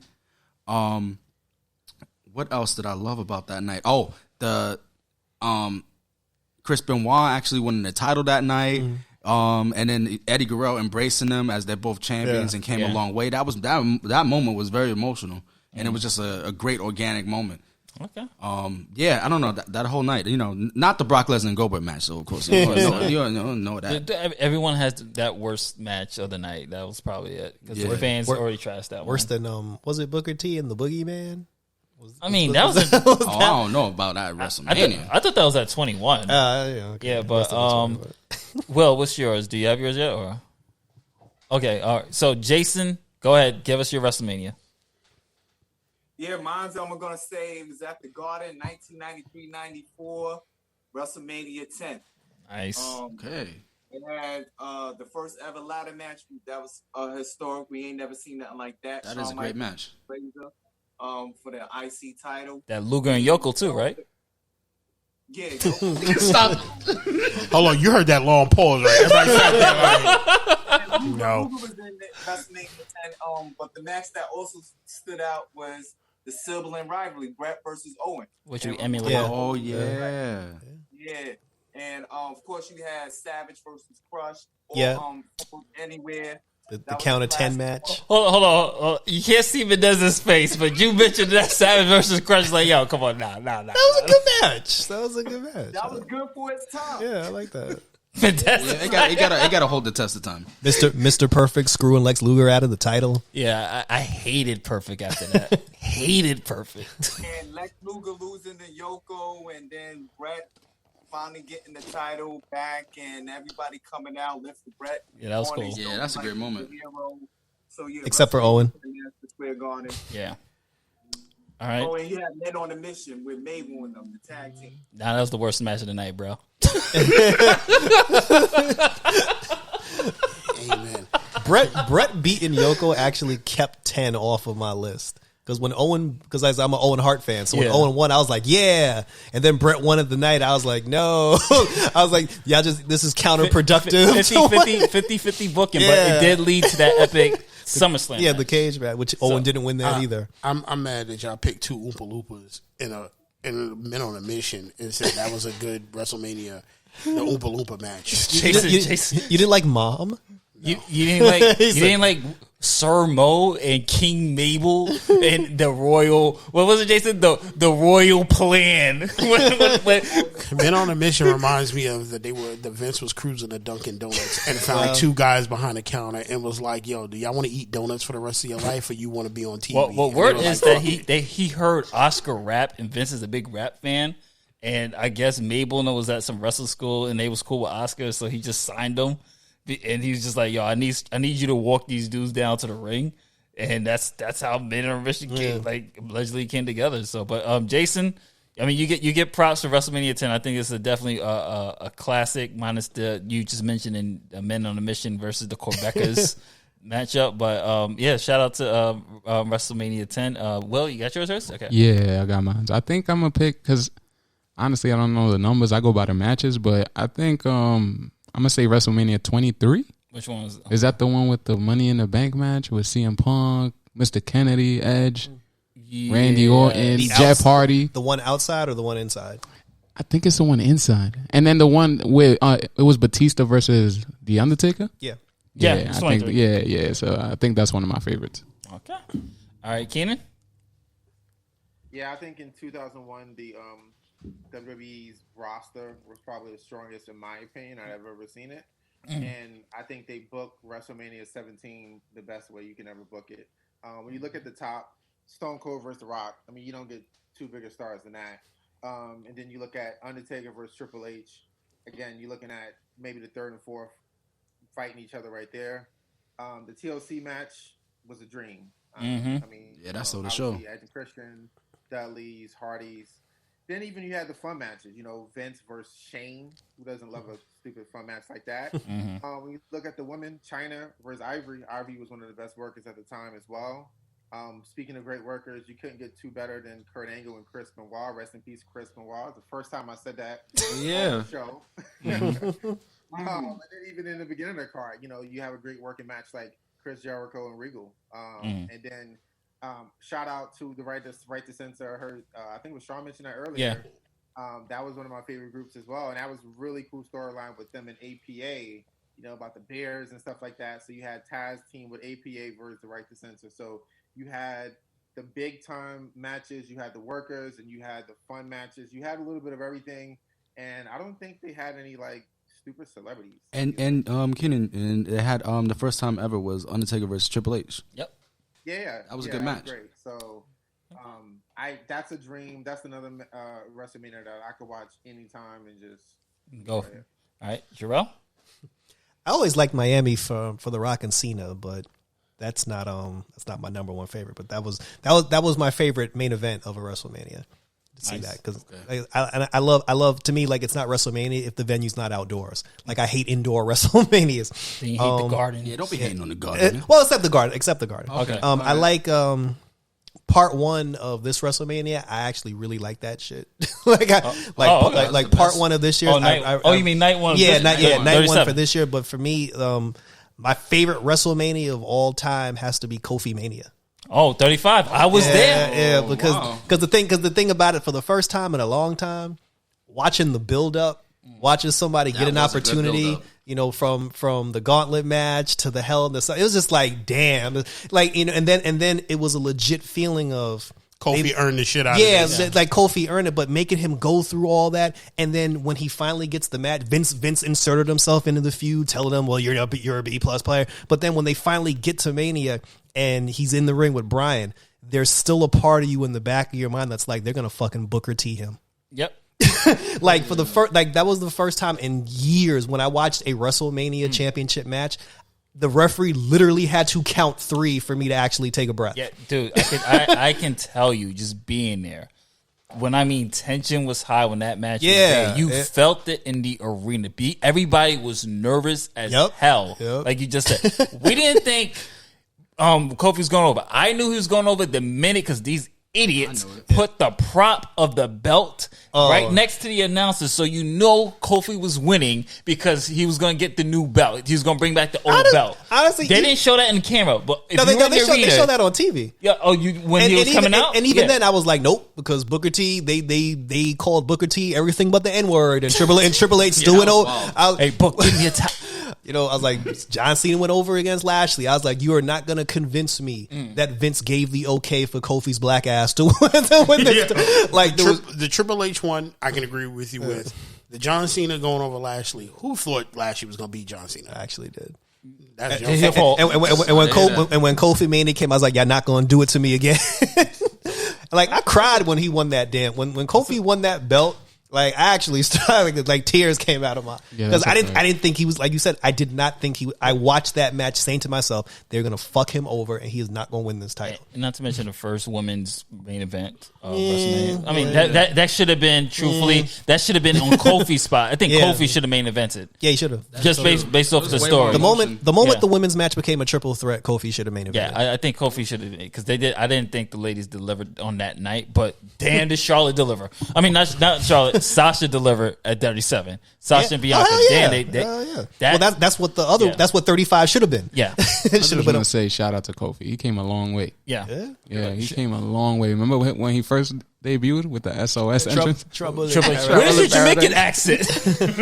But there goes Vince being Vince. Kofi Mania, baby. And Sean, do you have a favorite wrestler? I don't. Okay. So no, but I will say I'm going to agree with Keenan. Like 17, and only because of the ladder match. Because of the first TLC match was the first time, and I remember watching it with Mark and Ricky at Ricky's house. That was the first wrestling match that I actually said, "Oh shit!"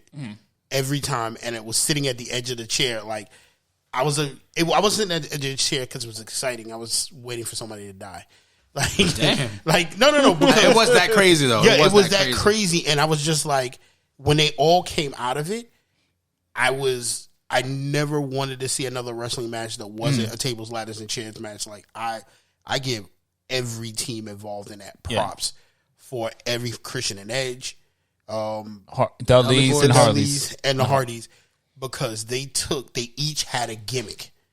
Each one of them had a gimmick. They brought that gimmick together and they executed that gimmick so well that I was just like, I expect somebody to have a broken leg, somebody to break something, somebody's career to be over at a certain point, and they all came out the next night, and I was like, that's a great thing. But if you ask me what's the best WrestleMania, I'll be honest with you, even with the Attitude Era, I kind of fell out of sorts with wrestling for a while, so I don't want to like give an opinion like, I will say the TLC match in 17 would be mine, so if I have to go with something 17, but to be honest with you would.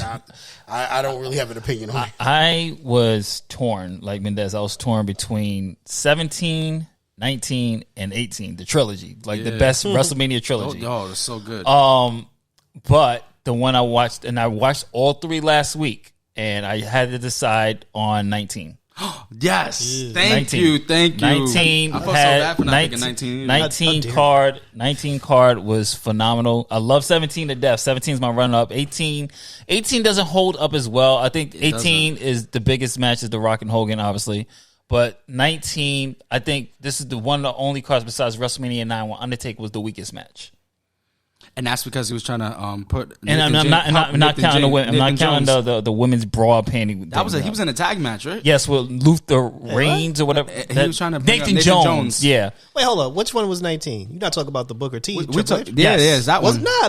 Wasn't there? It was a triple threat women's match. It was Jazz, Trish, and Lita. Oh yeah, but then wasn't there like the Budweiser girls were there, and eventually something. I don't know. They had a legit women's. I know championship. that was good, but I would say Undertaker that's the only rare one besides Giant Gonzalez where he had the weakest WrestleMania match. Yeah. But I mean, you had Hogan versus Vince was exceeded expectations. It did. That match which the return of Roddy Piper. As good. You had Brock versus Angle, which was a great match. You had the hilarious. I mean, it was hilarious to me that Triple H Booker T, as racist as it was.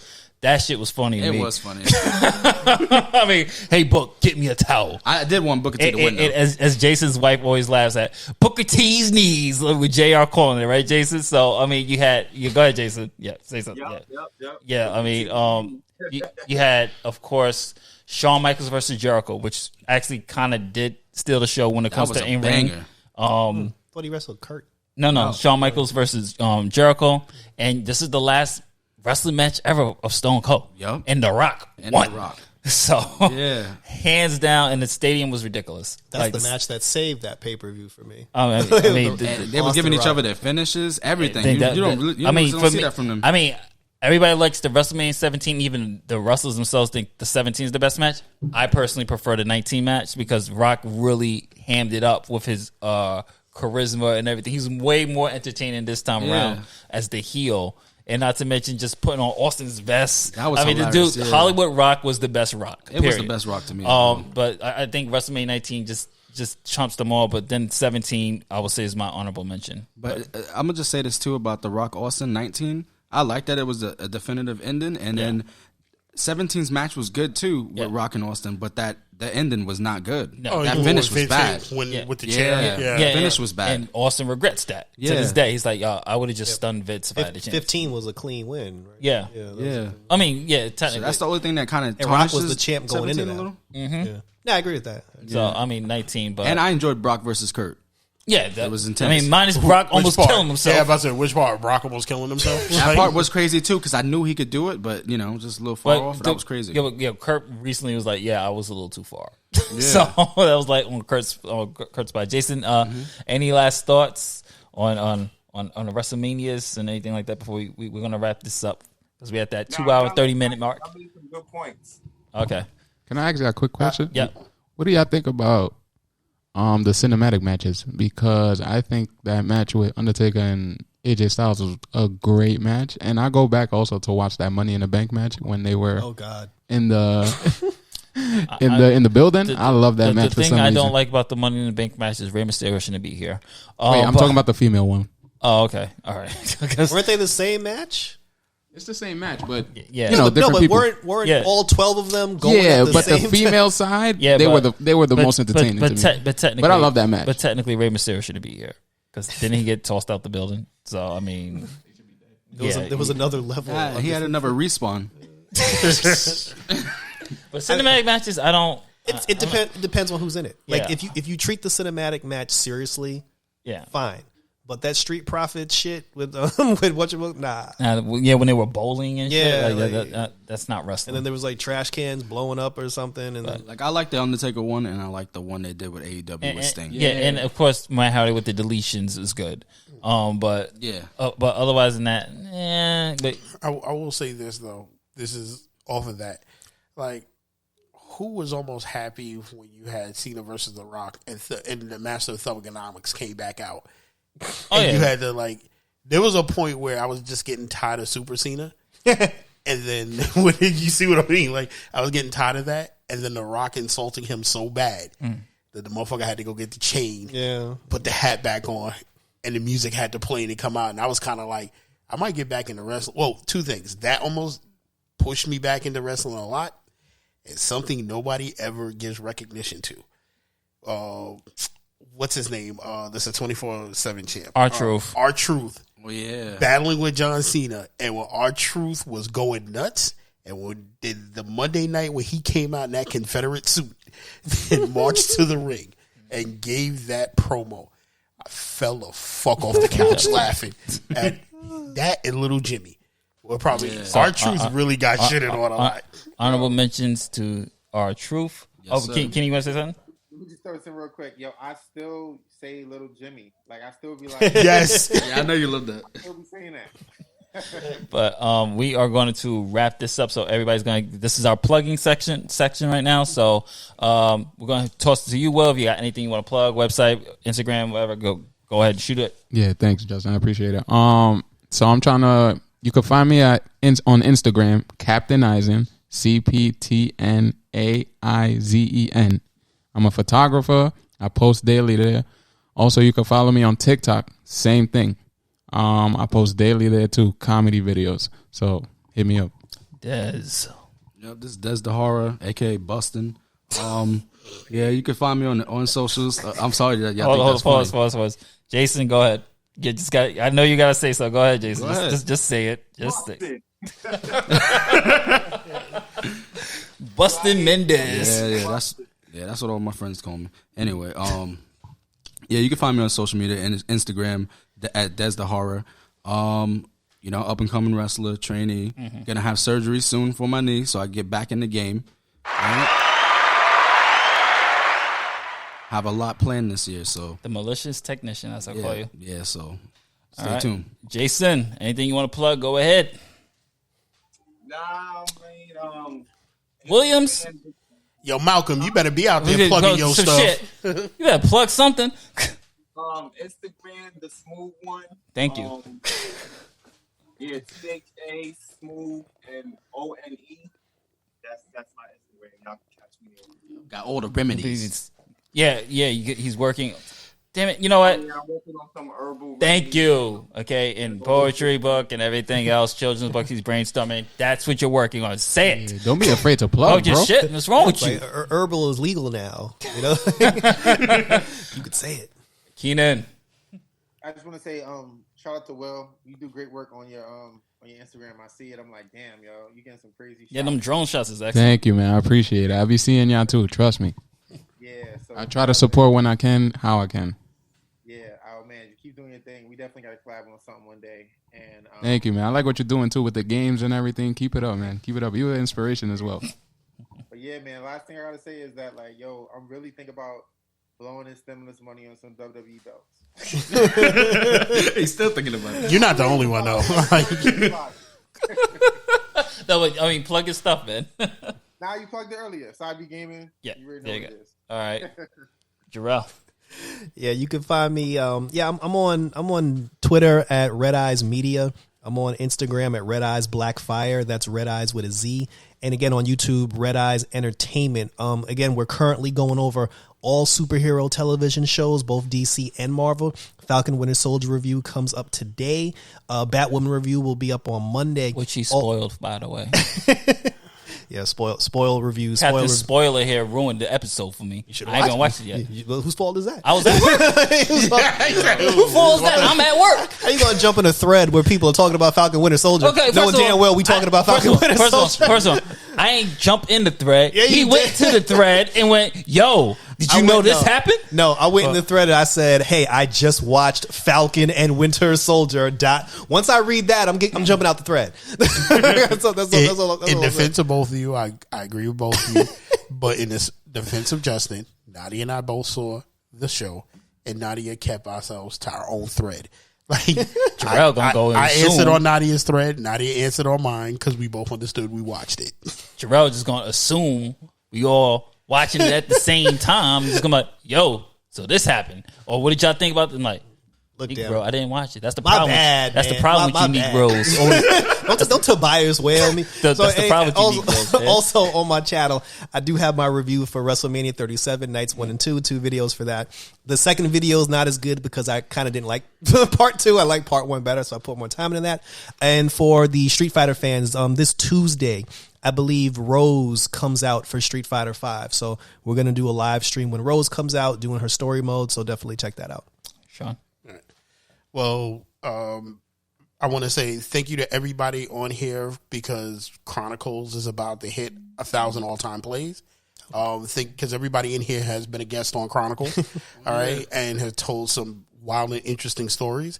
So shout out to that and my co-host Nat, because we, somebody to come up with an idea while he's on the toilet to build it to something like this, and for many more. I want to shout out to all you guys because the talent that everybody's displaying, if we keep it up, it's going to go far. We're going to hit. And, you know, it's going to be up there. I mean, I always say better late than never.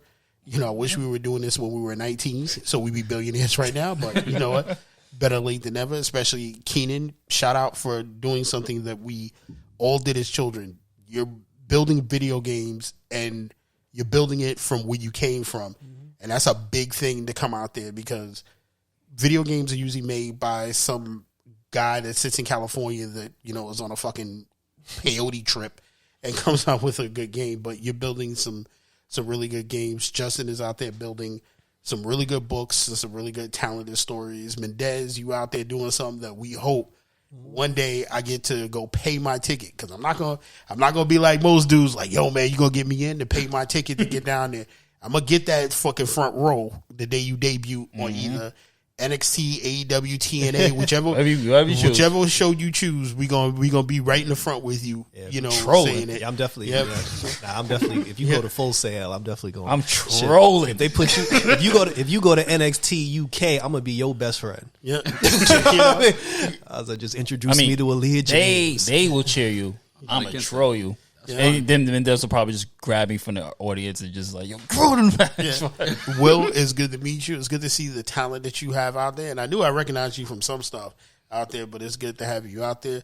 Jarrell, who is somebody I've known for a long time, who since we were children, literally since day one, since we were out there. Yo, it's good to see you. Since everybody's shouting out school, St. Mary's. Yeah, damn right. You know what I'm saying? St. Mary's, Star of the Sea. Yeah, and we all came together to collab on something, even this podcast before, because it started out as me and Justin battling over bullshit and turned into a better podcast that does this. But I will say shout out to you. And even though they haven't come back, and I always shout them out because I don't want them to forget that we can come back and do this anytime soon. Shout out Bearing Goods when they can, you know, if they want to get it together. I know them gentlemen are all married and they're trying to, you know, fix their lives in it. But, you know, that was not a bad show, you know, showcasing beer. Yeah. For everybody out there. And I know Mendez was a guest on there, so was Justin. Yeah. You know, so shout out to everybody for all that, and let's hope the success continues going into 2021. And I will close it out. Yeah, one more thing. I just want to say, I don't know if y'all religious or anything, but I just want to say everybody need to follow their dreams, motivate each other, and with you know, God first, then we're going to be able to do it. I want to say thank you to Sean for being a good host, you know, letting me into his house. A stranger, you know, with open arms, tell me to get something from his fridge, and just, you know, being hospitable. I like that. I want to say, once you've been here more than once, you're not a guest, you're a nuisance. You go in the fridge and do what you want. I also want to say shout out to Justin too. He's been a good friend also. Because yesterday he, you know, I picked him up from work. I really didn't want to come because I didn't have that in my mind, but he forced me to come, and that's what you need. You need motivation. You need somebody to push you. So if you have somebody like that in your life, stay close to them. Take care of them. And that. And before Justin starts, don't say yours, and I'll say it afterwards. I'll say it at the end. Okay. First, got to shout out the host that's not here. So shout out to Nadya, Gotham Geek Girl. So she will be back. As I said earlier, she will be back with her own episode. We won't be there. Yeah, we won't be and there. I know the girls are going to be sitting there. Yeah, we got rid of the guys. Nice. Now we're about to take over this bitch. So the females will be taking over. It's going to be NXT takeover while we the main roster right now.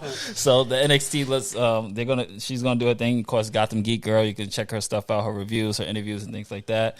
Shout out to Ashley, of course. I mean, she is the co-founder, so she's out there doing her thing. I have May 1st is going to be the spring showcase, which I can't reveal. I can't say much, but let's just say it's going to obviously officially announce Day of Reckoning with me, Mendez, officially, which a first look. Actually, I'm going to get a little sketch of it.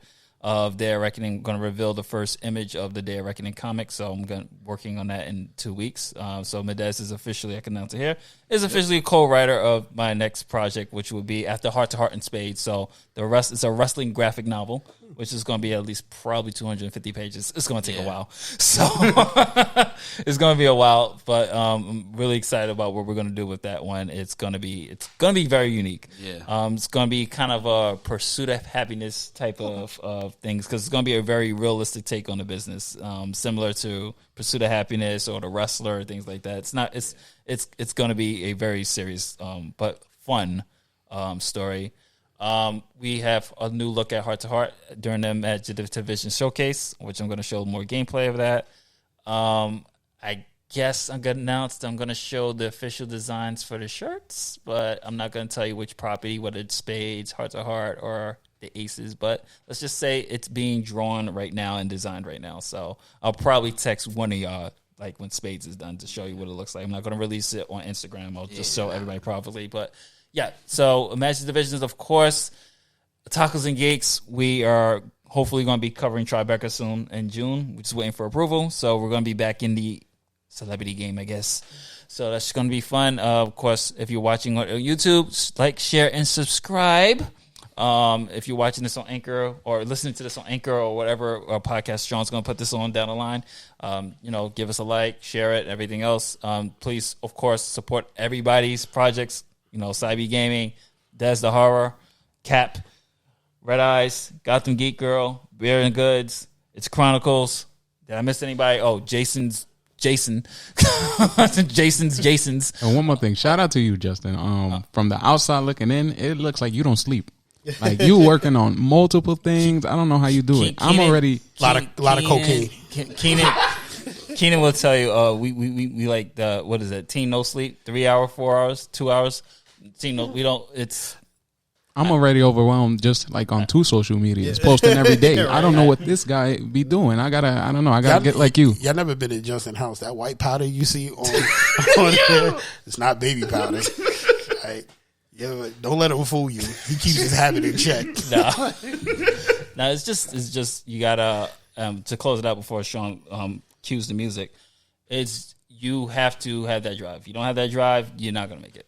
In the story, you have to be passionate about what you want. You gotta believe in what you want to do, and you gotta make time. I keep telling people, time management is going to be a key to success.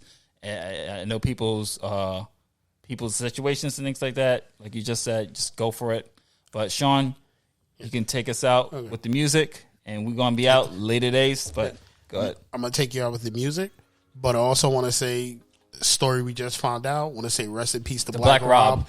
Black Rob passed away. You know what I'm saying? It's sad to see another icon go.